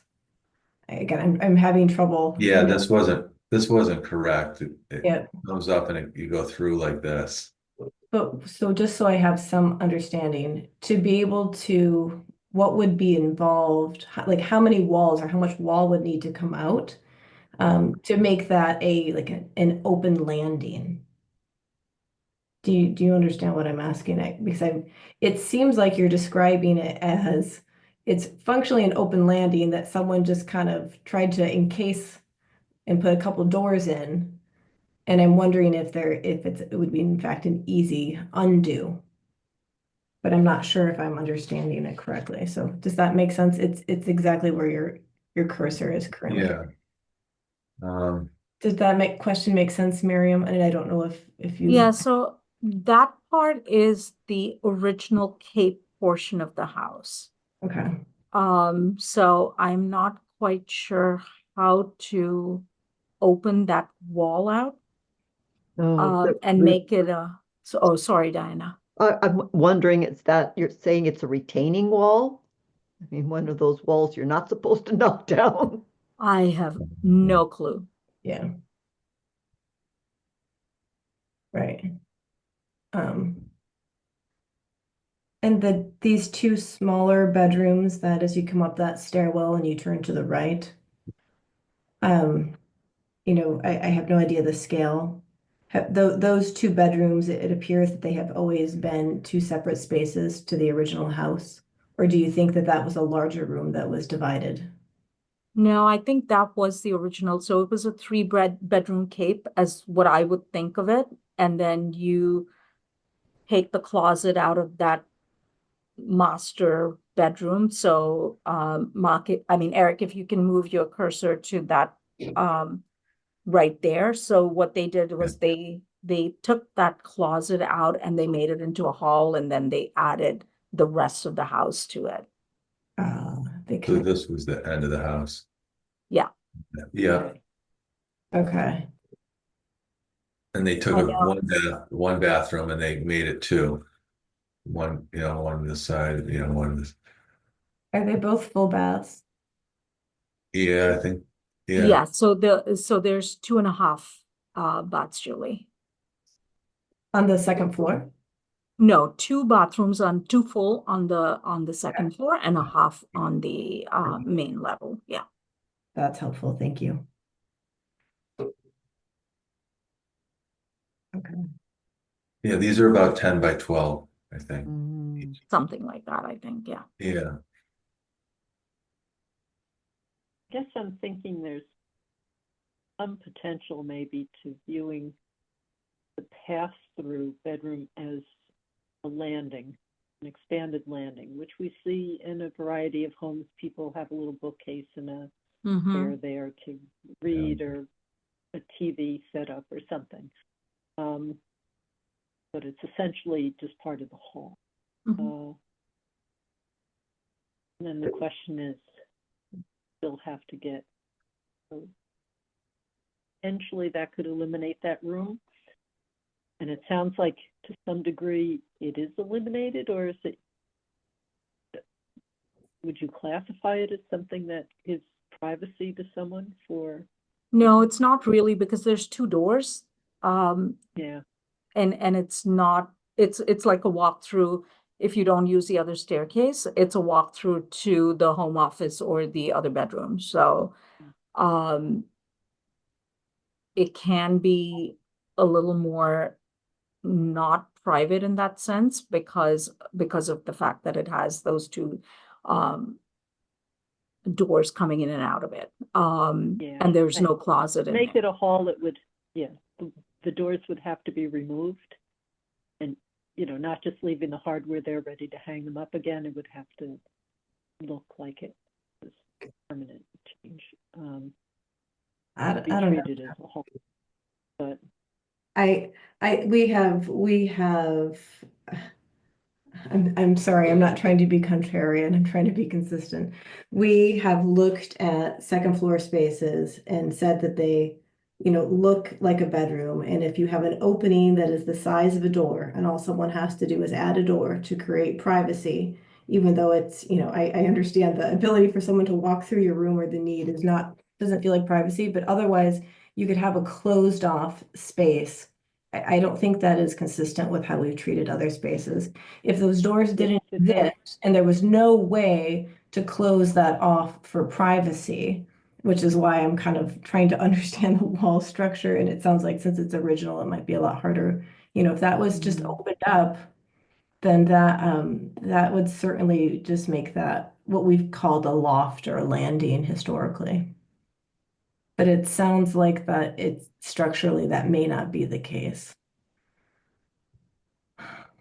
I think we need a different visual, because at this point we're just. Would you guys, Miriam, could they take a look at the house? Yeah. One of the members? Unfortunately, I'm not there right now. Yes, I'm in yeah. Canada, so my mom has stage 4 breast cancer, so I keep shuttling every 2 weeks back and forth from Sherborn to Canada. So I'm here right now. But yeah, I mean, if you guys want to come and look at it, happy to host everybody. In most cases, that is helpful, but in most cases, if pictures are taken, they can be very helpful in the review, and then update the plan so that it is as it is versus what shows here. I think pictures could work, but that's up to the board. But pictures have been very helpful in the past. I mean, I do agree with what Julie said, which is unfortunately the next harder part, which is removing the doors, removing the hardware. We have required wider openings to not just feel like it's a doorway.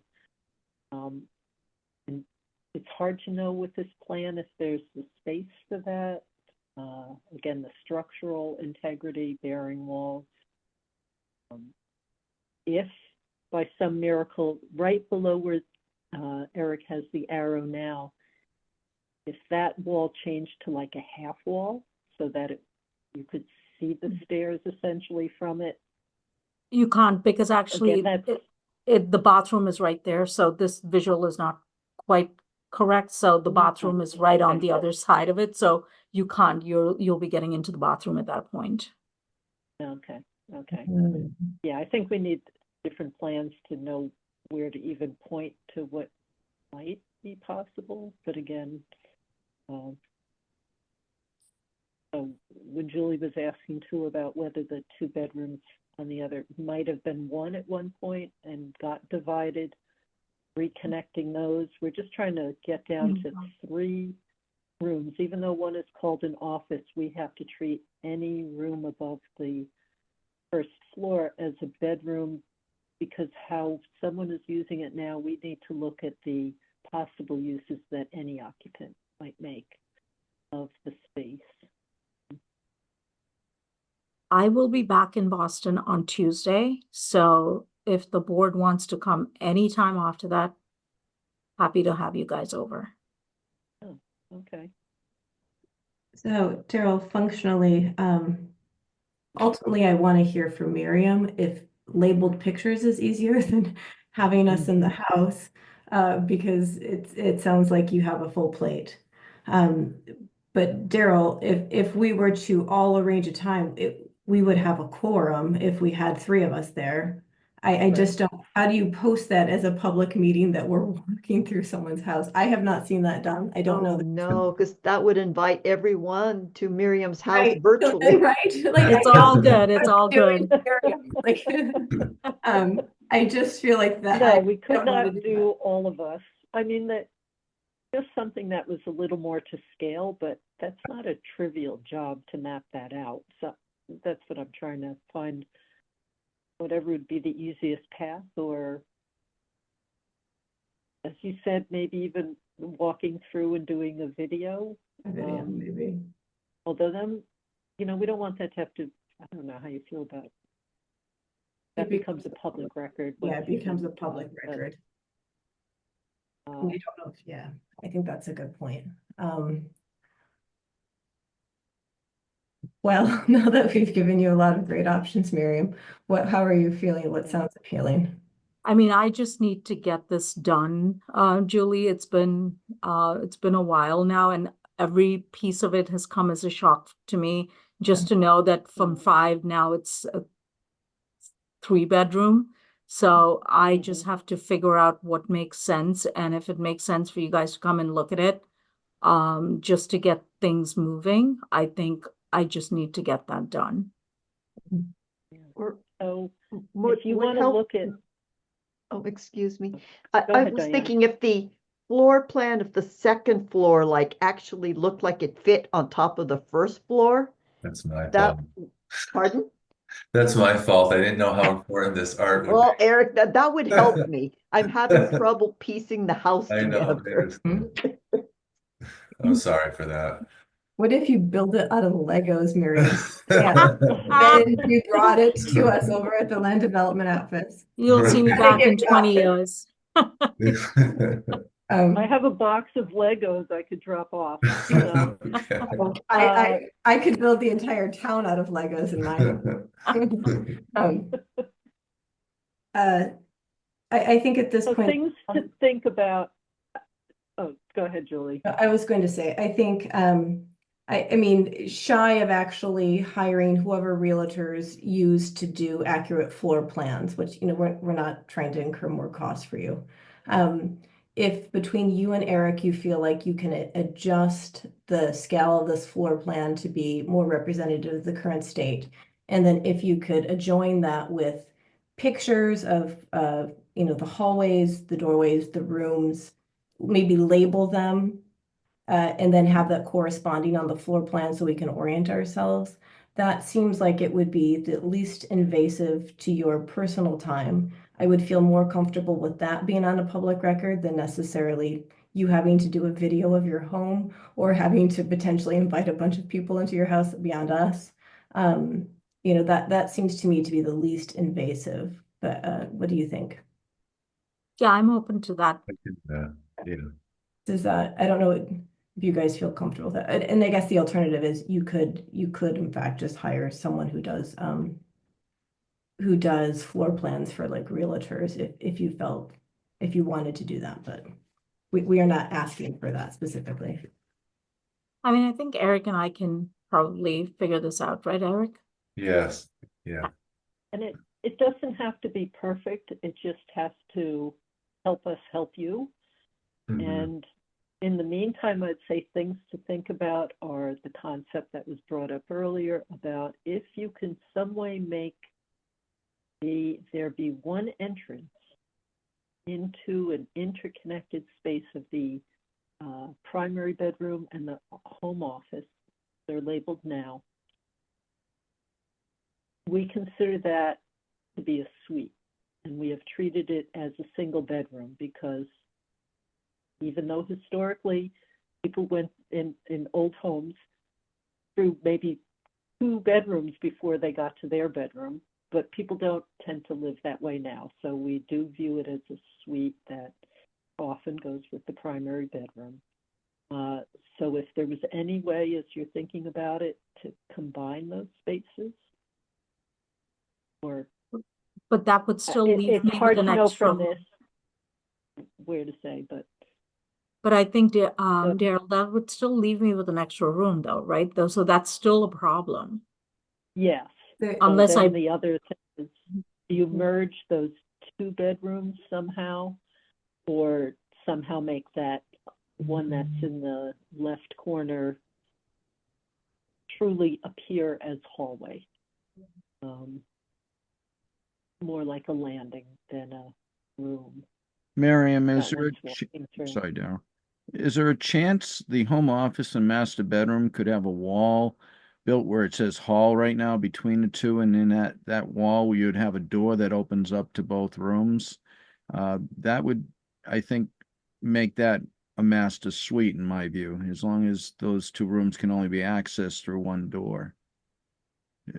I'll get the board's opinion on that too, but I'm thinking maybe the master bedroom and home office could be considered one master suite, as was just mentioned, with that one door to enter to both rooms. That's a lot of work. I'm sure that's going to be a lot of added costs. But yeah, I have another option. What if I put in nitrogen reducing technology where the septic tank is? Then usually you can gain 1 bedroom. That's a possibility, Eric. In fact, Claire Golden from the DEP was noting they're making nitrogen reduction systems that can even give you better reduction than that. Yeah. But that's something that could be looked at as well. So those are about $12,000. I don't know what the renovations would be on this. yeah, it'll probably definitely be more than that. Yeah. So Yeah, for that's a that, great can I get away with 4 bedrooms? They usually allow that. Yeah. Which still then leaves the one that we still have an extra room. So I just need to figure out what to do with that one room then. Yeah, the one that you walk through, that bedroom on the Yeah. original house, that might be able to be a walk area like a loft, as was mentioned earlier. So that's a possibility. And then you're down to 4 rooms over the first floor. But I would need to open up some wall, right, Mark? The way I think Julie was mentioning is as you go up the stairs, I know in my old house I lived in, you go up the stairs and it'd be a railing across so you couldn't fall onto the stairs. And it'd be open the best it could be, where you would have the outside walls, but you wouldn't have a wall near the stairwell. You would have a railing or something, and that would be open. You know, it wouldn't afford privacy. But I need to see the new floor plan because I'm not for Yeah. sure how that interacts with your bathroom. Mm. That might be where the closets are. But again, once the new plan comes in, maybe suggestions can be made. But Eric, your suggestion on nitrogen reduction would also be a possibility. Yeah, I think I like that idea much better. Because then I just have to figure out one room, or maybe break the wall between the two small bedrooms and make that one bedroom. Right, Eric? Mhm. Yes. Mhm. I Mm. was going to say, we've also seen something like that where people cut off, sealed over the doorway into one of them, added a doorway, and then treated that as a suite. So that's another approach where, you know, it would have a bed and then a study area or something like Correct. that. I could see some long-term advantages to having a 4-bedroom, Mhm. should you ever want to sell it. Mhm. Yeah.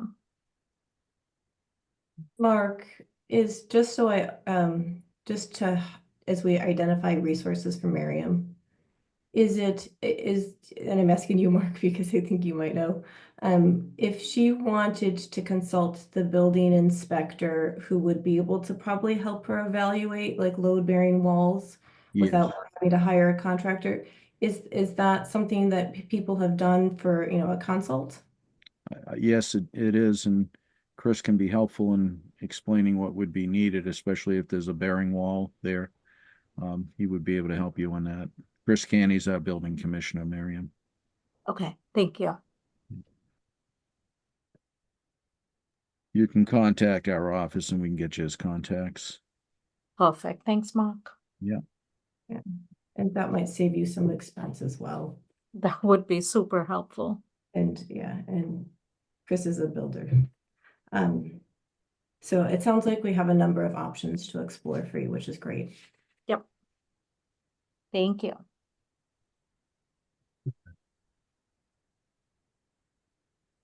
Do we want to go through the waivers and handle it as a pending item for the rest of it, if the board Yeah. so wishes?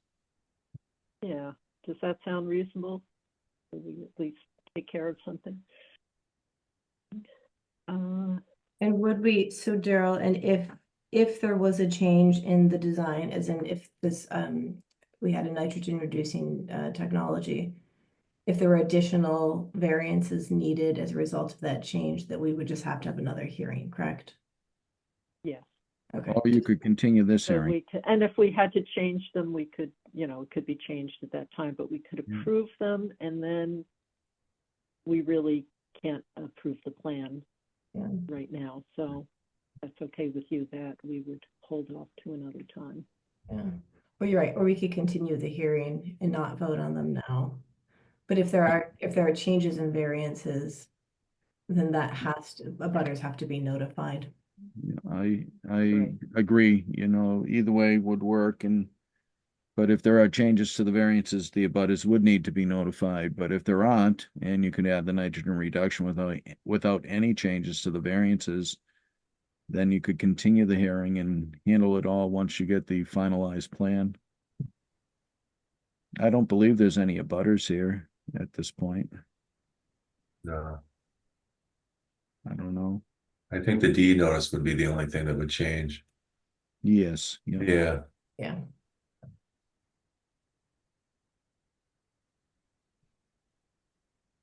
So Miriam, what we're asking, and this is your preference. We can vote on the variances and close this hearing, but we are not approving any plan before us. Or we can continue this hearing to another time. You would not have to send notification to abutters again, since it's a continuation.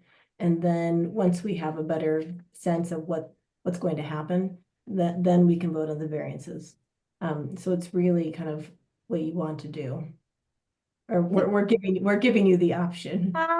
I think Well, option so- one, right? I mean, Eric, I mean, I've never done this before, so Yeah, I'm very ignorant when it comes to this, but I'm thinking option one. Okay. okay. I think it is better to deal with these because it'd be hard to know how long it might take, so we could continue and then continue again until we hit the right meeting, Right. which starts to get confusing. And if different variances are needed, it'll take, we couldn't pick that up at the continued hearing anyway, right? Yeah.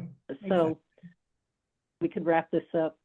It may or may not be applicable depending on what happens, but I'll bet it's going to share some similarities to what there is now. Yeah. Yeah, I'd be shocked if it was different. All right, So, go on, Daryl. okay. Mhm. So Eric, I can bring up the letter of the variance Okay. so that it's easier to read. Let me stop sharing. Okay. Okay.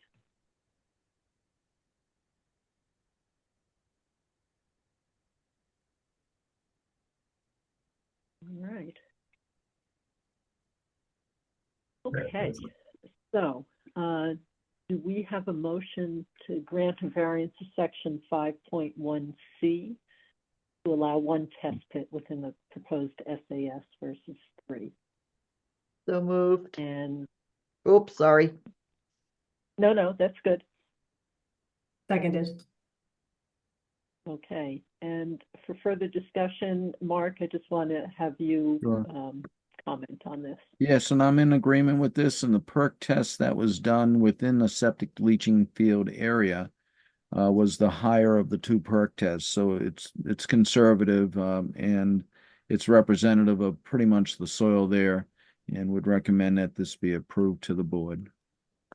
Mhm. And I guess I'm also compelled to accept this by the consistency that Eric noted in the test pits on the property. I agree. Any other comments? Sorry, so if Hearing we're none. changing this Oh. to a 4-bedroom, or, I mean, I thought we're still thinking of that, right? This is just the depots we're talking about that they tested on Oh, site. sorry. That's okay. Yeah, this could apply to another system or not, depending on what happens, but the bedrooms could change and other features could change. Okay, so hearing none on other comments.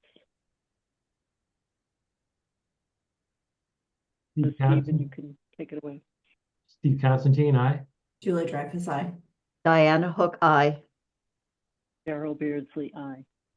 Do we have a motion to grant a variance with section 8.01, which has to do with the depth to groundwater, and Eric has explained the provisions to address that. So moved. Seconded. Any further discussion? Hearing none. Steve Constantine, aye. Julie Dreyfus, aye. Diana Hook, aye. Darrell Beardsley, aye. Do we have a motion to grant a variance to section 8.02, again related to the natural grade above high groundwater? So moved. Seconded. Any further discussion? Hearing none. Steve Constantine, aye. Julie Dreyfus, aye. Diana Hook, aye. Darrell Beardsley, aye. And do we have a motion to grant a variance to section 10.2, which has to do with setback from property line? So moved. Seconded. Any further discussion? I Hearing like none. saving- I was gonna say, I like saving mature trees. That's all I wanted to say. Yes, actually, that is a good reason. Yeah. Ready to vote. Steve Constantine, aye. Julie Dreyfus, aye. Diana Hook, aye. Darrell Beardsley, aye. All right, so we'll Thank you. close the hearing, and the plans are not ready for approval, so we'll take that up at another time. And let us know if you encounter questions along the way as you explore options. I will begin work on them. Okay. All right. That was a great idea about the nitrogen reduction. Yes. Thank you. Thank you. Another All right. approach. Thank you, guys. Thanks. Okay. Have a great Thank night. you. Thanks. All right. Okay, back to 5 Old Orchard. Oh, wait. We were supposed to, we are, Steve, are you okay 30 North Main, I can wait, holding yeah. up? Okay, since you can't leave anyway. we've made you wait. Okay, great. All right. What should I be bringing up on that, if anything? Or We're supposed to contact the homeowners. they logged in a while ago. Oh, okay. Before 8:45, yeah. Unless they dropped off. Sorry, I'm not. I looking don't at that right see, now. I do not see the homeowners for 5 Old Orchard on the participant list. Oh, okay. I did admit that. Oh, Oh, now they're okay. coming. Okay.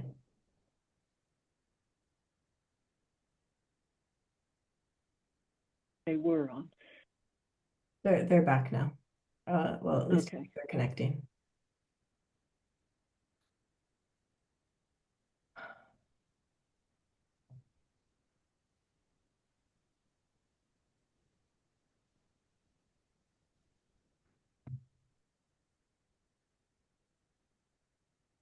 All right. John, and I don't know, Colleen joining you or? Wait for a second, but she should be joining. Okay. Sorry, we ended up going long. Imagine that. So I guess we can wait until she's back. Oh, no, you can continue. We have equal knowledge on the subject, so. Yeah, so part of the reason we're spending a fair amount of time on this is it's also a system that's at least 60, 65 years old, which is pretty old for a septic system. And it's also not a conventional one, and it's not of a current sort of a design. So there are a lot of unknowns about this system and its performance. So for some of the other properties in town where some space was left unfinished but still usable as a space for 3 seasons or something like that, they have had more modern systems. So we're trying to be careful because we don't have the benefit of being able to argue that there's a really good system in place already. It's very marginal based on the notes from the last go round, maybe with the owners before you, I'm not sure.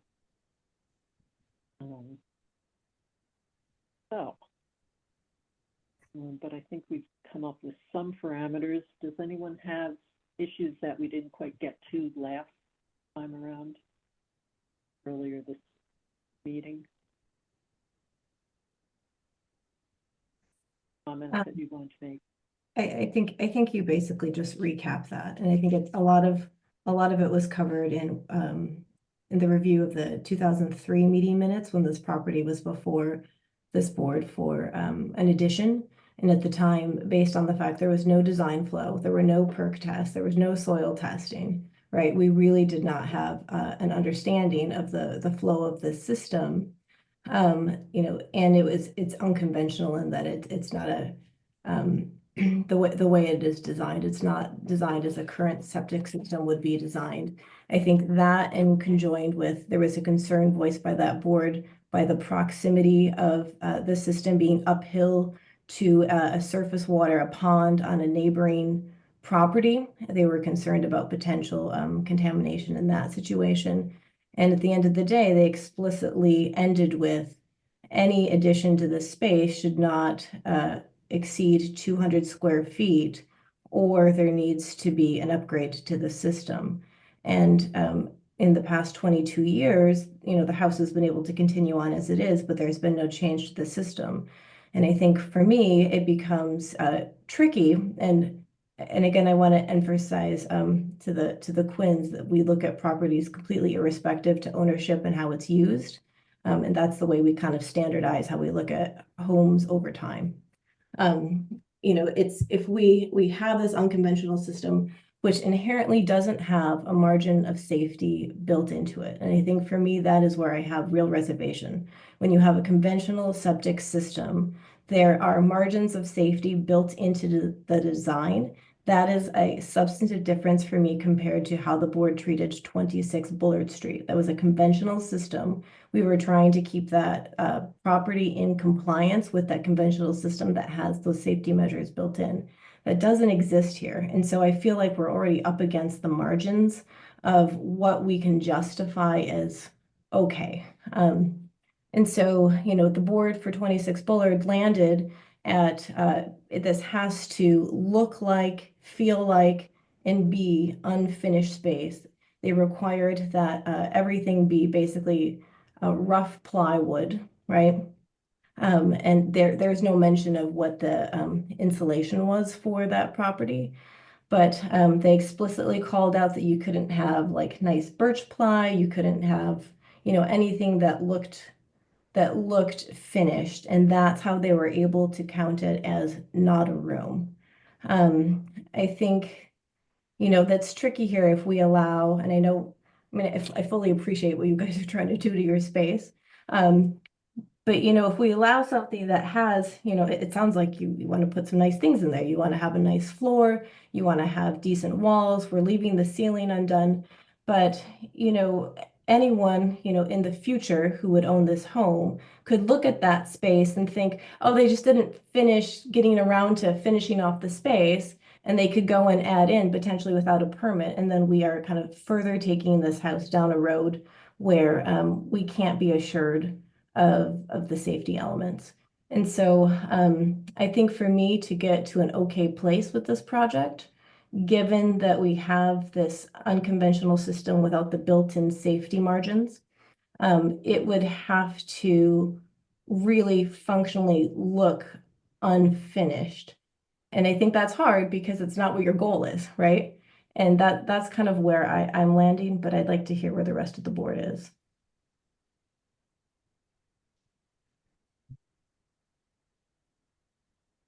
I'm happy to let others speak. I've spoken a lot. So.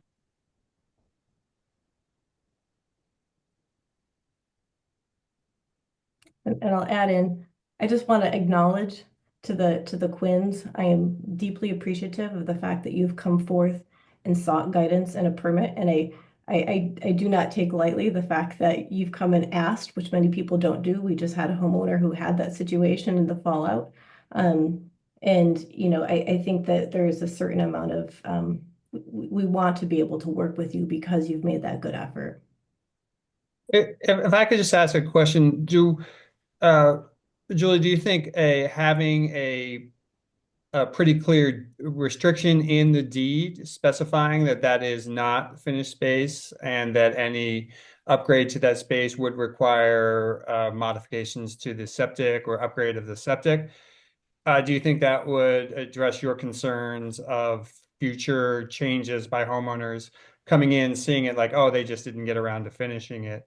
If it's explicit in the title that the property is not to be finished without modifications to the septic system. Yeah, I think that's the $64,000 question that we always wonder is how effective is a deed restriction?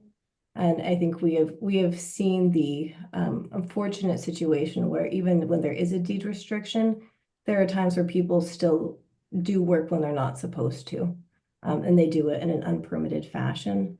But at the same time, the deed restrictions do have circumstances where they work, and it does clearly indicate to future owners that this is not to be completely finished in the conditioned space without upgrade of the system. So I think I am a little unsure. I'd like someone to convince me one way or another, the rest of my board. hear from the rest of us. So Yeah, just see your yeah, feelings. so right now the floor, please remind me, the floor in the barn is what? The concrete slab. Concrete slab. And so you want to upgrade and the walls are, Bare studs with kind of the nails from the siding coming so through. you're going to insulate the walls. Ideally, we'd like to beautify the space, and we find some insulation would be nice for sound purposes, for reducing drafts. But basically, we're seeing what we can do to beautify the space. So Um, insulation isn't mandatory. I mean, we would like it, but if it's kind of a bridge too far, then we would reconsider. But you, And I guess but you're that's what not, I'm grappling with. What is the bridge too far from where you're at now to make it, I guess, more usable for you without being finished? Yeah, well, I mean, if insulation makes a difference, I think we would be open to, more different, not sheetrock finished space if it's like allowing or oriented strand board or some other type of material that looks quote unquote unfinished, so it indicates that it is unfinished. Mm. That we'd like to know that if we can do kind of figuring out what the parameters are, what we can do in that space to make it more inviting and really be uh, um, kind of commensurate with studio space that we'd like to have. and you're not finishing the ceilings at all? That's Those- correct. So those are gonna be left just as raft. That's right. So only insulation and wall board on the actual walls. Correct. And you're doing flooring, right? We are. Yeah, we've thought about doing a floating bamboo floor with some sort of underlayment, foam Right. underlayment, just to. Right. I'm just trying to visualize what it's gonna look like. Mm. I mean, I think it's sort of a rustic, going for a rustic barn look, really. Yep. Yep.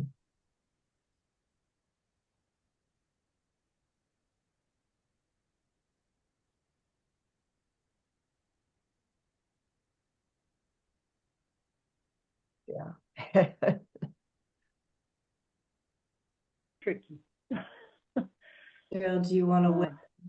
Or I Kind of functionally, once you're leaving the ceiling, the roof line, unfinished, uninsulated. Insulation in the walls doesn't do much, but I wouldn't want to conflict with whatever building code requirement might be about that, but it does, for a lot of things, if there's one major surface that's unfinished, then it's an unfinished room. And the ceiling has qualified for that in the past. For other rooms, it's just that all this, as Julie pointed out, is on top of a tenuous system to begin with.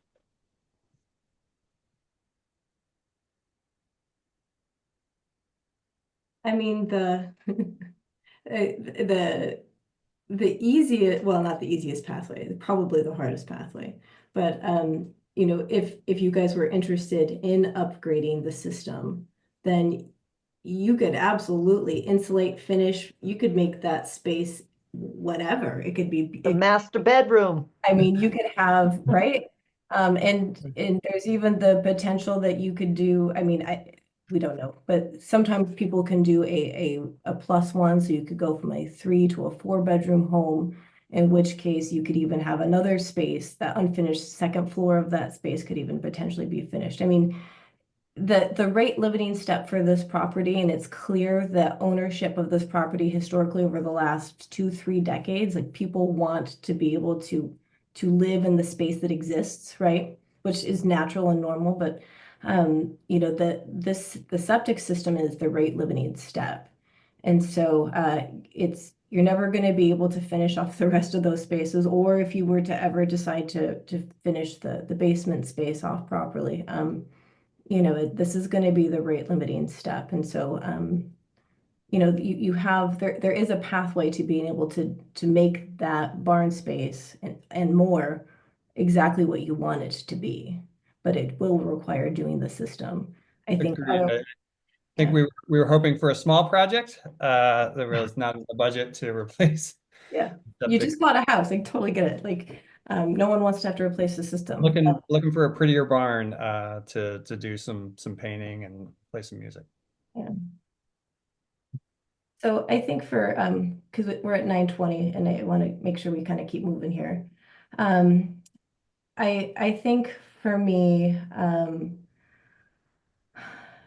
you know, as soon as we get into insulating a space, you know, I feel like what is the point of insulating the space if, you know, that in itself is a step toward conditioning a space.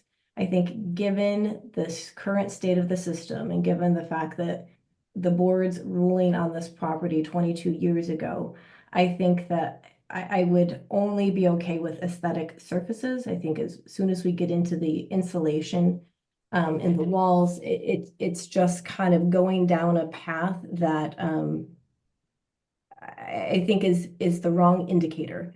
And I think that we'd be far better off, or at least I would be comfortable making sure that this had no insulation. This is literally just kind of closing off the stud walls to make it look a little nicer, but in no way is that going to be an insulated, conditioned space that could be used around the entire year comfortably.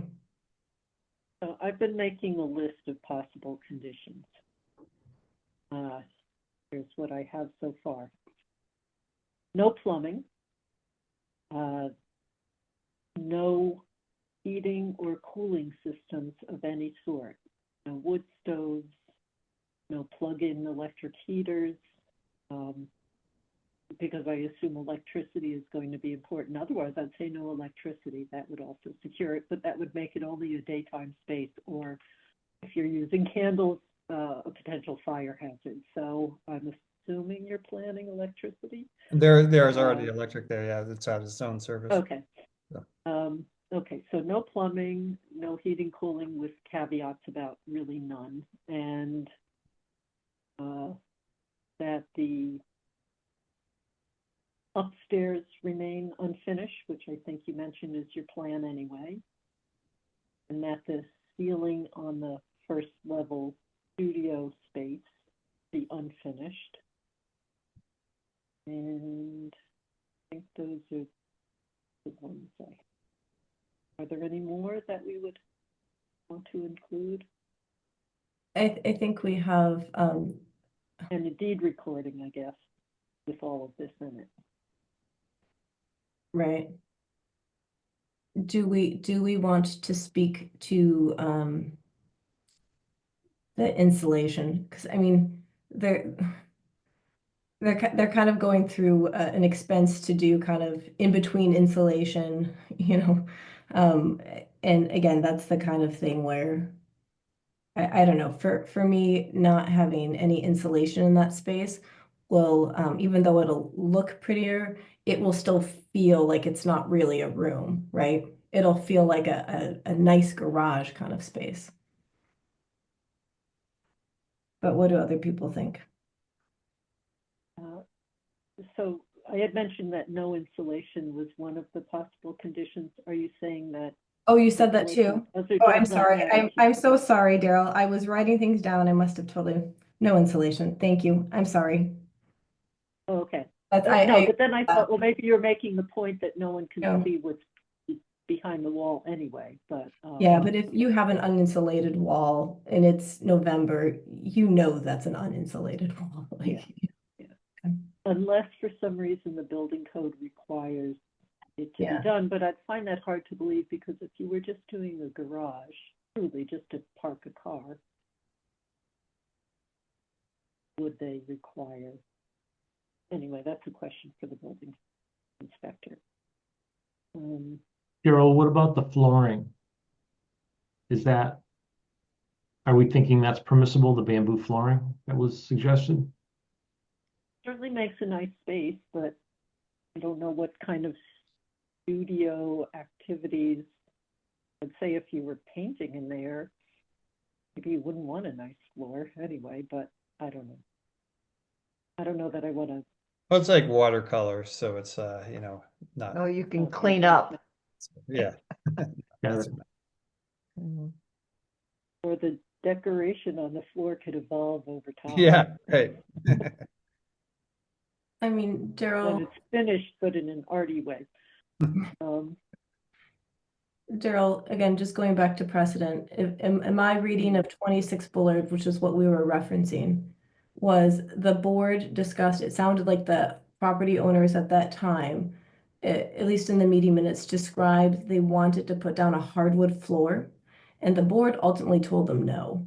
And they instead said it has to be, you know, an unfinished plywood, not a birch ply, but an unfinished ply. And that was the decision there. So, I mean, a bamboo floor is a pretty nice floor. And so I think if we were to be consistent with what the board set as standards for unfinished, then in this situation, we would not allow the bamboo, the floating bamboo floor. mhm. I was trying to remember if there was another surface that they were finishing. They talked about you can add a vinyl or linoleum without a permit.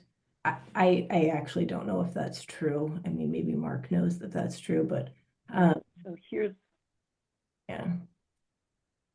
a good comment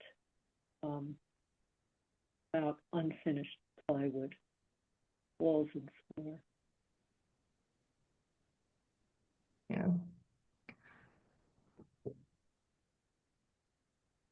So, I mean, I think if you have, I mean, I have no idea what the quality of the concrete is now. You could certainly leave that. You could paint it.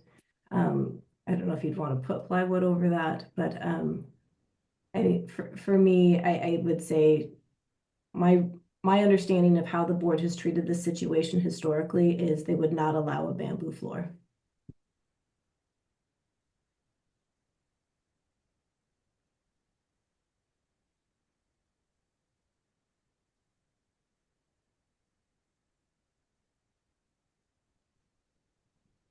Yes, I know we spent an enormous amount of time talking about or the ceilings. What I can't recall is whether it was because they really needed to finish something on the ceiling that led to all of that. But, well, this one had vehicles, so this is the first floor, but the second floor. But that was if the second floor was going to be finished. Yes, yes. Well, no, they were going to use it for. Actually, it was recorded, so they were going to be using it for dancing. So people were going to be there, so it was going to need that ceiling on the first floor to be finished to separate the exhaust because they were still going to have vehicles in the lower level. For safety, got it.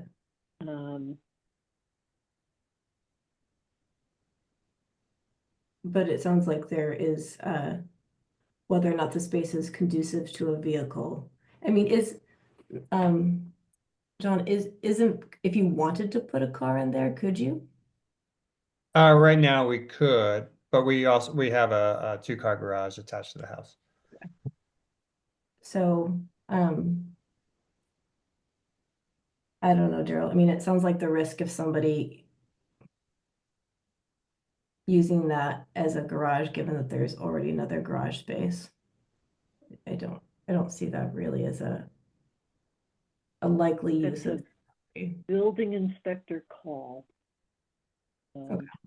on that.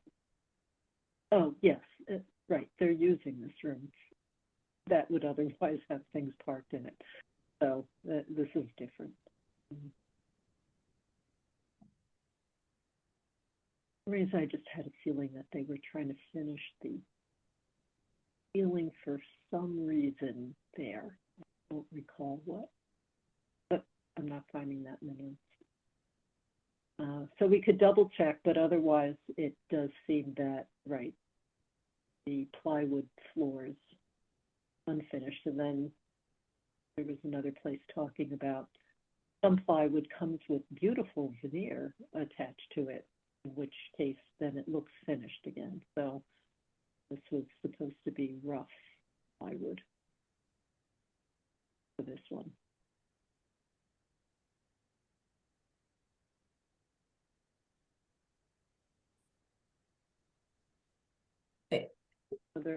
I will say there are some stains for concrete that can be applied to add a color to a concrete floor. Or, I mean, it can be, if it's very irregular or cracked, I mean, you could certainly level that off and smooth it out, but.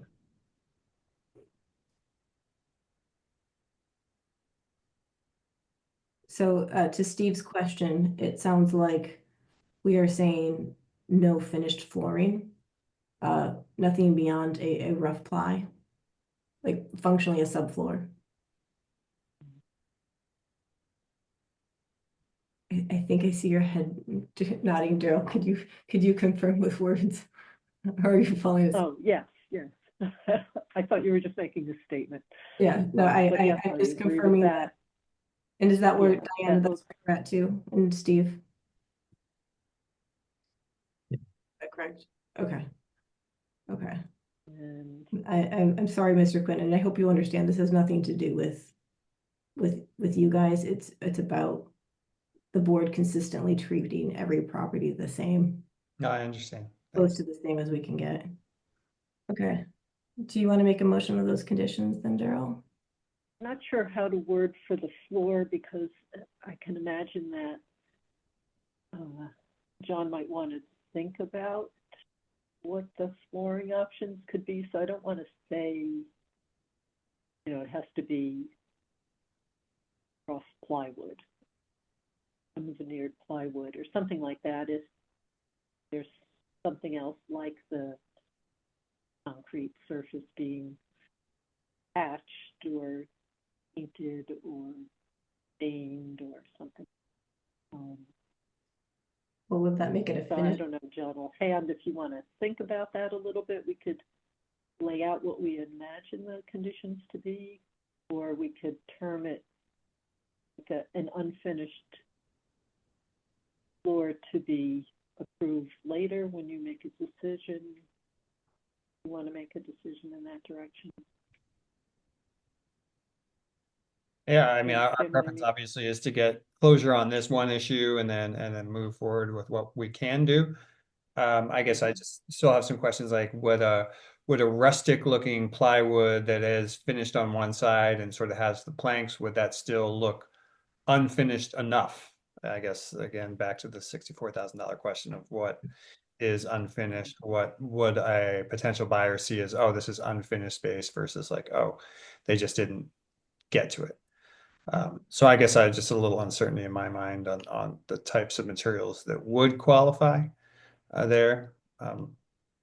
But Yeah, the other one was easier because they offered up plywood as an approach when we were having difficulty with them finishing the floor. And because the space that they were looking to finish was above the garage, clearly there was not a concrete floor there. right. So they had to put down something. Mhm. So these things are difficult for us because we're trying to accommodate what you want to do under a situation where the ideal would be, as Julie mentioned, just a system that could support everything that you wanted and not be right on the edge, and that we have to somehow watch out for slippery slope of a change that then leads to trouble down the line. So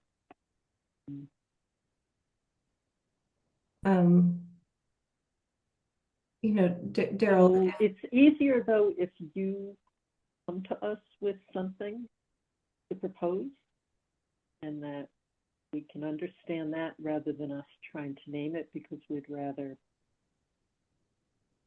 not trying to dictate to you, even though we are setting limits on what could be done under these circumstances. It would be cleaner to have you think about it, I think, and then come up with something. But I think he wants to be done tonight. I mean, I think you guys want to move on, is that right? Or do you want to come back at our next? We'd like to move on, but if it's a sort of a condition subsequent, that is then where we would come and seek approving for some material when we're ready. Maybe that's a good solution as Yeah. well. If you want to, Because you could move ahead with the rest of it after that step. I mean, could we even That authorize seem Mark? okay for, I mean, if we are saying, I mean, I don't want to put Mark on the spot, and so if Mark would rather bring it to the board, he absolutely could. But I would like to be able to give them some amount of closure here, and if the only question is, does this flooring count as finished or unfinished? Then it feels like that should be able to be confirmed outside of a meeting consistent with what was the expectation here. And so whether or not we authorize Mark to make that call, if he feels comfortable, I would be fine authorizing Mark to make that call. If Mark would prefer that to be a decision of the board, then we could say, you know, one of the conditions that has to be met for the permit release ultimately would be that you would have to come back to us with what the flooring will be. or The unfinished look. I That is think there could be looks even unfinished. another way through. There's a certain number of things we could approve. Flooring could be, it's almost like saying through rough electrical. You know, you can do everything else, but then the flooring come back again for that. They came back and said, we're happy with the concrete floor. That sounds like it'd be something easy for Mark to determine.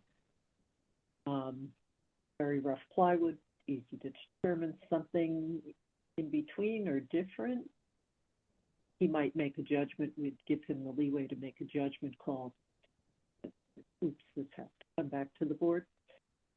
Like a pressure relief valve. They can go ahead with putting up wallboard and with just planning, acquiring, getting ready for whatever needs to be done. And then the floor whenever they're ready. I don't think it holds up them moving ahead. If they just come back for the floor. But everything else we describe. I don't know. I guess it depends on the sequence. No, except that the deed recording. Yeah. Right, it would be nice to have the floor resolved to be able to Well, we're file meeting that on when April deed 9th. recording. Sorry, Darryl. And maybe the deed recording could come back at that time with the floor type. I mean, the deed recording might take a couple weeks for their attorney to prepare. So, I mean, in between time, they may want to go out. It's up to you, John and Colleen, as well, to go out and look at some materials for the floor, and that could be shown at the same meeting if that's a possibility. that would work for us. Okay. We can schedule it for April 9th, and if the board so wishes, to continue this to April 9th, our next meeting. But then the only thing that should. Shall we at least get on record the things that we are approving so that they have some confidence that as they're thinking about material selection that will happen? Yes, I Or think we that's should put on the record, because then that way open-ended? it's just one thing and they can be done. Okay. Is that okay with you, John? Yes. All right. Sorry, this is difficult for us to, not as difficult as for you, but difficult in our own way. All right. Okay. So do we have a motion to approve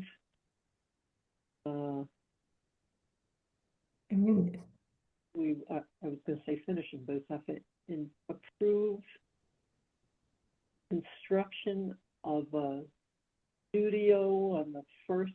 No, well, maybe we don't even have to specify the studio. No.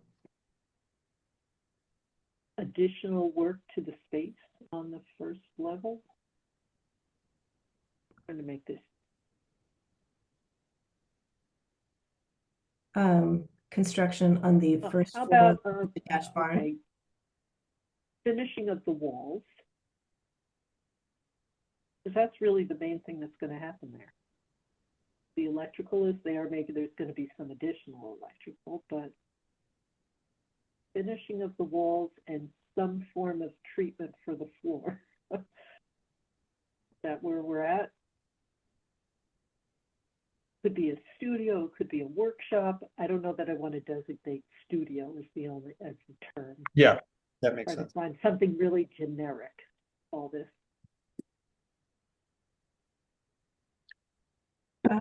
Sorry, it's late for us, so now our brains are starting to turn off. But Workshop or I don't know. I Multi- just, something about the multi-purpose room? space. Adding. Okay, so besides adding walls, doing something with the floor, do you have to do rewiring? Not Probably. rewiring. We were thinking of putting in a couple circuits for some wall sconces. Okay, just so lighting. there will be some, okay. So we've got a wall, floor treatment to be determined, and electrical work. No plumbing, right? Correct, no plumbing.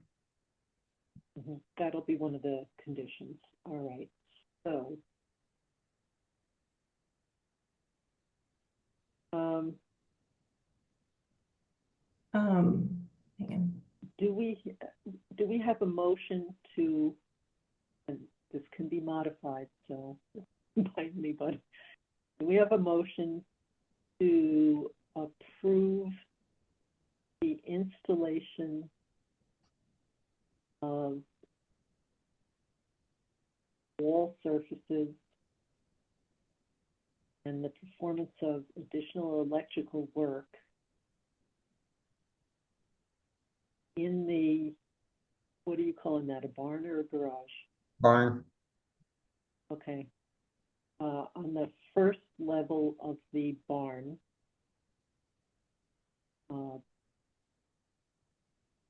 conditional 2, no plumbing, no heating or cooling systems, including any temporary or, what would be other words for them? Temporary or portable systems at any time. That the, or any other notes, no finished floor. We'll get to the floor approval later. That the upstairs not be finished.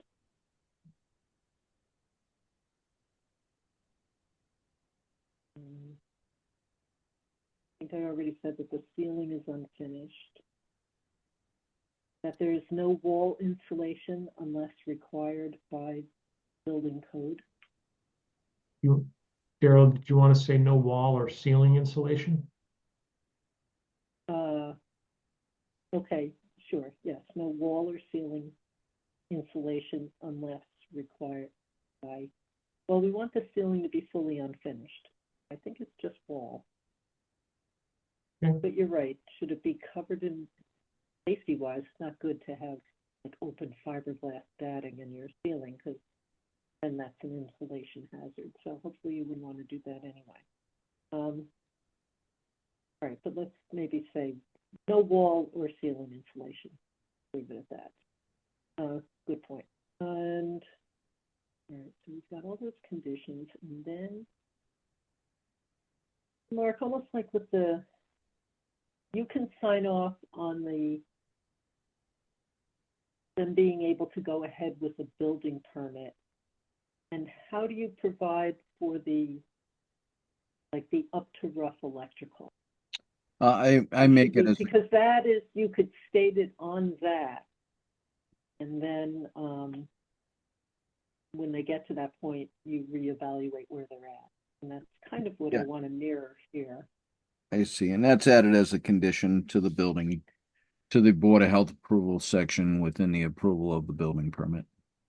Okay, and so then the last thing would be, and that the, whatever floor treatment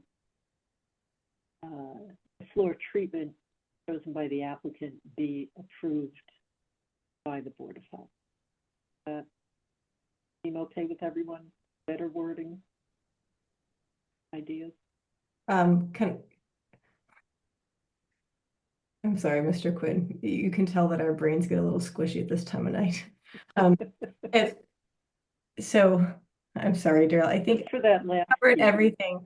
If I am going to borrow verbatim just about the motion that was made at 26 Bullard, because I think it actually applies, I would say I move that we approve the building application for 5 Old Orchard, conditional to receipt of a deed recording indicating that unless and until the septic system serving the property is upgraded in accordance with local and state regulations to accommodate changes in use of the property, the following restrictions apply to the barn. And then we list all the no's. And so I'm going to continue the motion so someone can move it. The following conditions, restrictions apply to the barn. No finishing of the upstairs room, no addition of plumbing, no addition of heating or cooling systems. The ceiling remain unfinished, no insulation in the walls or ceiling, and no finished floor. And I think can we leave it as no finished floor and then have, what did we say there? I know I almost had a whole motion here. And no That the finished floor floor. treatment be approved by the board Okay, before no finished floor application. treatment. Floor treatment shall be I'm sorry, I'm going to write as I say it, shall be approved by the board prior to Implementation. Installation? It may not be an installation. It's painting the floor or something. yeah, Or to painting implementation. through, or prior to upgrade? I think that was the kind of the caveat at the start. It was actually a really well worded motion. Which is why we're using it again. Does that fully encapsulate, like, again, if this is being looked at in 10, 15 years, whatever, that there's the expectation that this is not going to be a finished conditioned room, and we've specified exactly what that looks like? Yeah. Okay, so I've made a motion. Anyone would like to? Okay, I'll second it. All right. Any further discussion? Hearing none. Steve Constantine, aye. Julie Dreyfus, aye. Diana Hook, aye. Darrell Beardsley, aye. Thank goodness. All right. All right, thank you. We will start looking at flooring. Yes, go shopping. Thank you, Mr. Quinn, for your patience. Peanut shells. Oh, thank you. Who knows? All right. All right, appreciate your time. Thank you. Yep. All right. Steve, Thank you for waiting. I think you get to recuse yourself and then become the applicant. So I'll recuse myself. I'm not the applicant. I did get a text from my builder, and he has a family emergency. So he was not able to attend. So, but we do have, and again, I'll make this real fast. We can, if you want, we can go through the plans. Mark has gone through the plans. Mark and I and my builder have gone through the plans. And there's just a few things that I wanted to really get into, but I don't think it'll take that long. So do you want me to call him up, or would you like, or do you want to call him up? Your builder, but I thought, No, I'm sorry, not the builder, the plans. oh, call up the plan. That- Okay. Yeah, they're on the website, 30 North Main. Yeah. Okay. So we'll start here. You can tell me whatever you want, where you want me to move to, Okay. and when. All right. All right. So this is for 30 North Main. It is the Elliott Taylor Homestead. The home is it's a historic home. It's on both the Massachusetts and the National Historic Register. Carol, were you able to find it?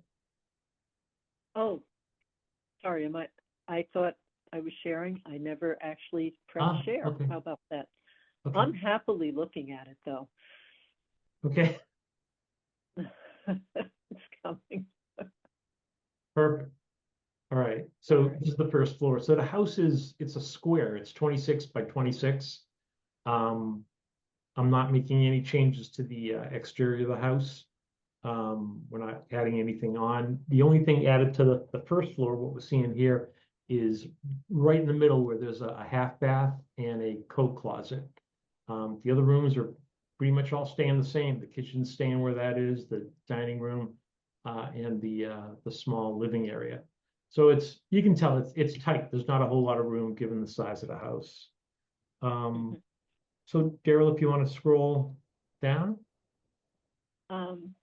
Okay, we can come back to this, but Oh, sorry. You have questions? if you let- didn't have furniture in here, I might see this as 2 rooms, but that's up to you. Yeah, I think it's 3 rooms. I think you've got a living room, Okay. dining room, and a kitchen. Okay. All right. So these are just elevations of the house and what it looks like now and what it's going to continue to look like. So continue scrolling down. So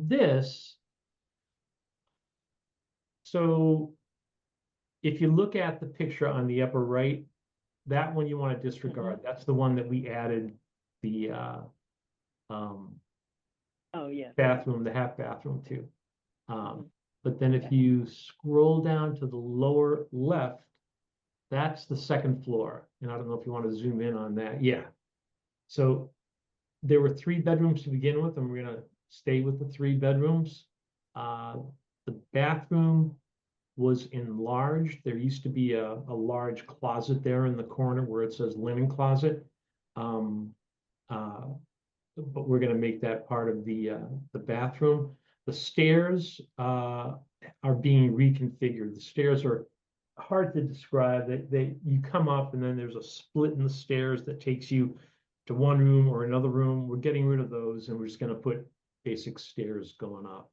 So that's the second floor. And so I think we've got 1, 2, 3 rooms there as well. Then if you keep scooting to the right, then you've got the unfinished attic. And this is where what I'd like to do is I'd like to have this as a finish it off. No plumbing, no water, anything like that. But have this as a recreation room, office space, loft area, again with the walk-up stairs. It's great space, and it's again the house is very tight, and it'd just be nice to have some area that could be used as some kind of flex space. If you scoot down to the pictures, you can see what it kind of looks like. Now you got to keep going, I think. This is where I think there's more. I think the way Jean put it together. I she think it attached might take. I think Maybe it's it's not rendering. on here. Yeah, it's just slow. If you I'm have trouble, guessing. Cheryl, I have it up on my screen. Oh, There you go. there we go. There you go. Okay. Okay. All right. So right now you can see. So this is the 3rd floor we're looking at now, This or is the the attic. second? That's right. So Now, this is unfinished space. this is unfinished space. It was finished. But it's all been demoed. So this picture is looking to the northwest, looking over Powder House Lane. And those are the steps that come up. Those will change. We're proposing the steps come straight up instead of having this little jog. Okay, and then the next picture is the view from looking southwest. Again, that's Powder House Lane. You can see the railings for the stairs there. Yeah, sorry, it's not that pretty because of all the demo work that was done. And then the next picture just kind of shows looking to the east. So you can see the staircase on the right. You can see the chimney going up the middle. But again, all that is going to be removed so that you'd have this nice big open area that could be used for some kind of flex space. So that's it for the pictures. You're all welcome to come by and take a look at it. I'll bake cookies if you want. Yeah, so that will be one room? One big room. Yeah, just one big loft utility room area. That's what I'm looking to do with that. Again, just because there's no space down below. It's very tight. It'd be nice to have this as some place where you could create a recreation room, throw the kids up here, create build an office up here, bring a desk up or something like that. That's what I'm looking to do. I know given that it's on the third floor, that there's a possibility it could be used as a bedroom. I don't want to do that. And I would be more than willing to do a deed restriction saying that it won't be used as a bedroom. But like we just talked about with the other meetings we were on, people can change those things as a house is sold. Yeah, that's it in a nutshell. I know if we go back to the plan for the second floor, a couple things that Mark suggested. Yeah, I think it's got a render. Oh, yeah, scoot down, down. Oh, it was the other way? Yeah, you gotta go down. Oh, I passed you, okay. Yeah. Yeah, there you go. So yeah, so that second floor, the to the left there, Mark suggested that some places that you want to call it a loft, you could do a circular staircase, maybe in one of the bedrooms, and that becomes part of that bedroom. The other suggestion, talking to the builder, he said, because I've got that real tiny bedroom on the lower right, maybe combine those two bedrooms and have that as one bedroom. So you'd have two bedrooms on the second floor and then call the third floor a bedroom, even though I wouldn't want to use it that way. Anyway, that's kind of where I am with this. Structurally, is that an option on the second floor to take the smaller of the three bedrooms and combine it into the adjoining room? Or do you know if structurally that's even a choice? Yeah, I think it's an option. I think it's not a bad way to go. It is a small bedroom. And again, I don't know. I don't think we can call that small bedroom an office. I mean, I could take that closet that's in the small bedroom. I could take that and attach it to the bathroom, making the bathroom bigger, and just leave that one bedroom as an office.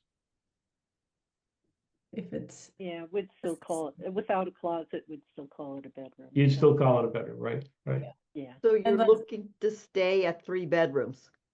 Yeah, I really wanted to stay at 3 bedrooms, and I doubt there'll ever be 6 people living there. Again, it's too tight. It's very small. But I got the septic approved as a 3-bedroom septic, and I'd like to keep it as that. Okay. So So I think What is the square foot of that little bedroom? I'm sorry, I'm trying to, I think if we zoom in, we might be able to get some dimensions. it's 10 feet, 7.5 inches. I'm a little confused because this line there, it looks like it's a little blurred. 7.5. It looks it like is. is that 5 to 6 feet? And then, And then, yeah, but that So 7, 5 feet 6 inches and 7 feet 6. but that Yeah. 7.6 takes you into the closet. Yeah. Yeah, Mm. and that midpoint. this- So this looks like 10.5 roughly by something less than 10.5. So probably maybe 8. Daryl, you may want to go up on that plan. It might have the other wall and the other bedroom to give you that. Oh, dimension. okay. No, There it no. is. Well, unfortunately, it doesn't really. Yeah. and It's probably about what you Completely said, fine. Daryl. It would be about 8, if you add a little bit here and came down. I think that's close enough. It seems like it's over. About an 80 square If you're foot. looking maybe. for the 70 square feet, it yeah, seems that's to what be I'm over. trying to determine because it's close, but it looks like it's greater than the 70. Yes. Yeah. Okay. Yes. Okay. So I just wanted to make sure it wasn't really a closet by code. Yeah. Okay. Because that would eliminate a lot of problems. Yeah. In terms of Although the, one of the things, oh, go ahead. Julie. no, go ahead, because I was gonna go back up to the third floor. So go ahead and finish. Yeah, no, that's where I was about to head. Okay, let's go to the third floor. I wait, think you gotta the zoom picture out. again. Uh, yeah, if you zoom out and then,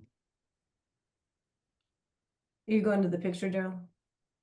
I'm trying to. My Yeah. computer's really slow when I have this much stuff running. oh, Okay, You just leave it so there. this is, so So what we've had a few houses recently. One was on South Main,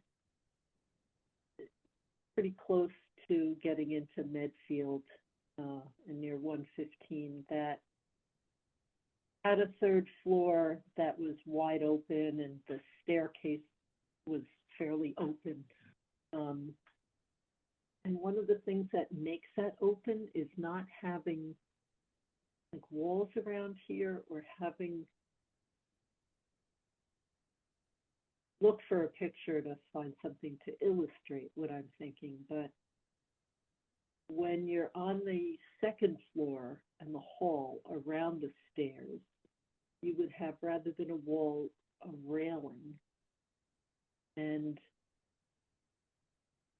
done different ways when you get to the third floor, but that would give it the very clearly no privacy, no easy cutoff, by just sealing over. Let's say that this is where the stairs would go down and have a door, no easy putting a door here. If it was railing and openness to the hall downstairs. Mhm. so the stairway would just start right in the hallway downstairs and go straight up, and there's not a door. Is Yeah, that, no door, because that would make it, that makes it a bedroom right away. But then the more open feeling it is, so it isn't a short step away from just a door going up after, after all the approvals were in, then I could see that then matching a few of the lofts that we've had recently. okay? Okay, I mean, that's a thought. So yeah, I think, and again, Julie brought up taking that small bedroom and connecting it with the other one, so that would be two rooms there. And then just, if I did just leave this with a staircase going up and a door, then that would make this the third bedroom. And I think either one of those two options would probably work.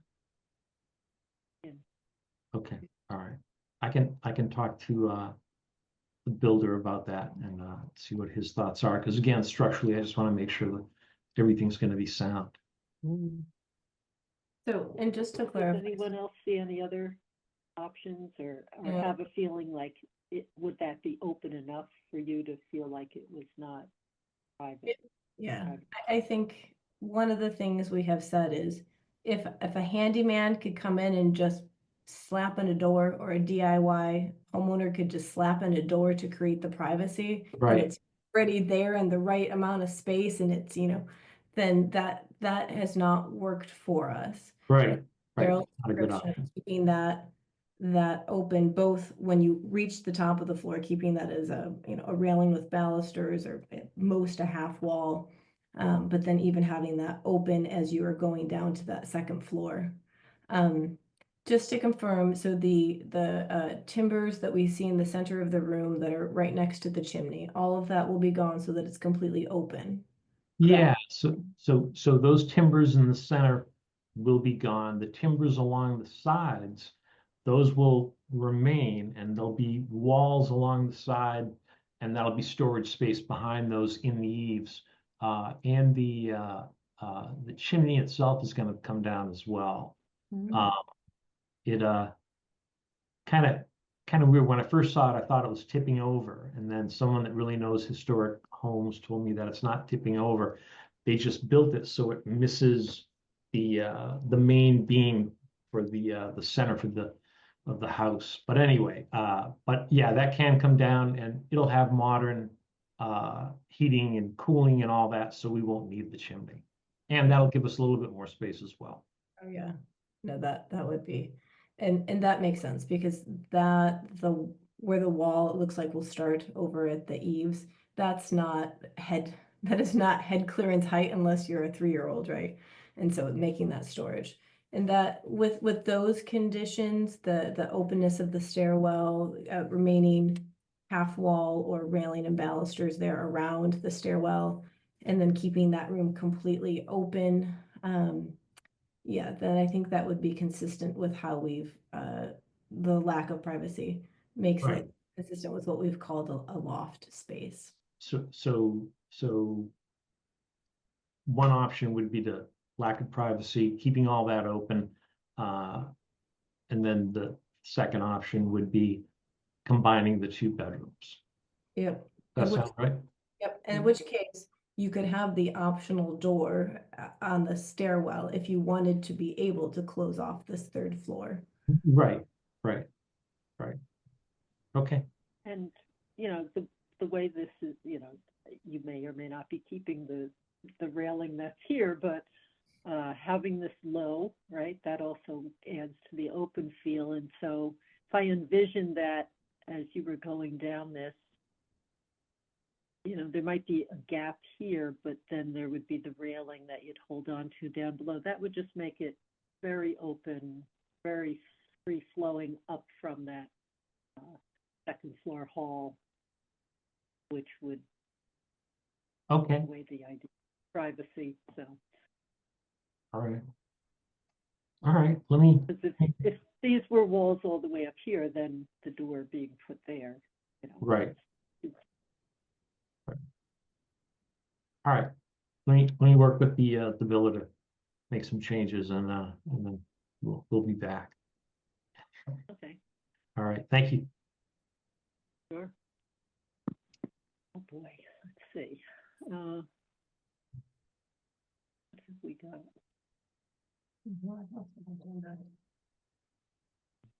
Regulation reminders, all right. Nomination of the animal inspector is important.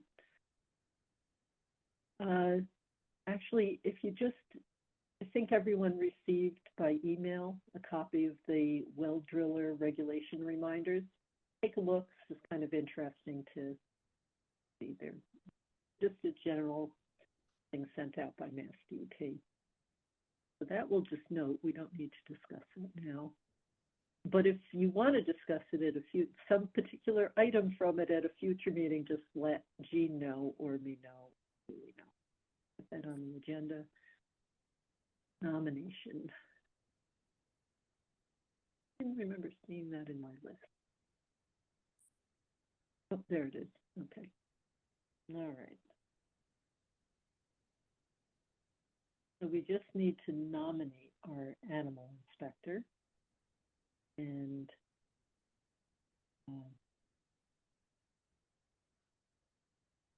And we've confirmed, basically, she needs to fill out the form and sign it.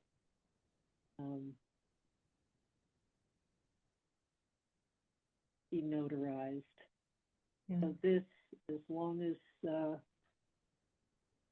I guess I just asked for a motion. hang on before you make the motion. to- Can I confirm that Kim wants to still do the job? Yes, Okay, that makes it easy then. Okay, thank you. Go ahead and make your motion. so I actually thought that was something we could use as a motion too, the direct form. All right. Sorry. Motion. Is there a motion to ask to, we have to nominate her? We already have her assigned. Sorry, I hadn't thought about the wording of this. Can we move to I nominate? think- Yes. Is it as Do we simple have a as- motion to authorize the chair to ask that our animal inspector, Kim Morrow, complete the required form and the information on the required form and have her signature notarized for submittal to the Division of Animal Health at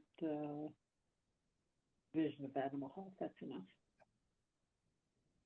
I feel like there has to be, I'm sorry, Daryl, this is a friendly amendment. Please do. I think that we have to form in the motion, nominate Kimberly Morrow as the animal inspector for the town Yeah. of Sherborn, conditional Okay. to her completion of the form due to the Division of Animal Health by April 1st of this year. Okay. Yes, now that I see that her appointment was only valid through April 30th, so we're essentially authorizing her to go forward. I never remember doing this form in the past. Maybe this is a new requirement. Okay. Can we just take the amendment as the motion? Oh, With that? do we have an amendment? We have motion, so then I second this? No, Can you, maybe Daryl has to withdraw, maybe Daryl Yes, has to withdraw her but initial nobody motion and I will moved my remake. motion. So I think we just go ahead with, we're nominating Kim Morrow to be the Board of Health animal inspector, and upon her acceptance that she complete the required form for the Division of Animal Health. okay, so moved. Seconded. Any further discussion? All in favor? Aye. Keith Constantine, aye. Julie Dreyfus, aye. Diana Hook, aye. Darrell Beardsley, aye. And it looks like we'll be doing this again next year. Yeah, guess so. The permit agenda items, we've identified a few during the course of this meeting. I can't think of anything else at the moment. Oh, other than hopefully we will have the new Washington Street project. 31 Washington, 20 Lake Street. Hopefully we'll have some information, and 5 Old Orchard will be the ones. And I'm thinking 0 Washington Street, Oh, that's a different. whatever. Yeah. The one that you're not working on, Mark. So. Washington. And there is one variance hearing scheduled for that meeting already. At 7:30. All right. We have a motion to adjourn. So moved. Seconded. All in favor? Steve Considine, aye. Julie Dreyfus, aye. Diana Hook, aye. Daryl Beardsley, aye. Have a lovely evening. Good night, everyone. Good night. Thank you. Bye.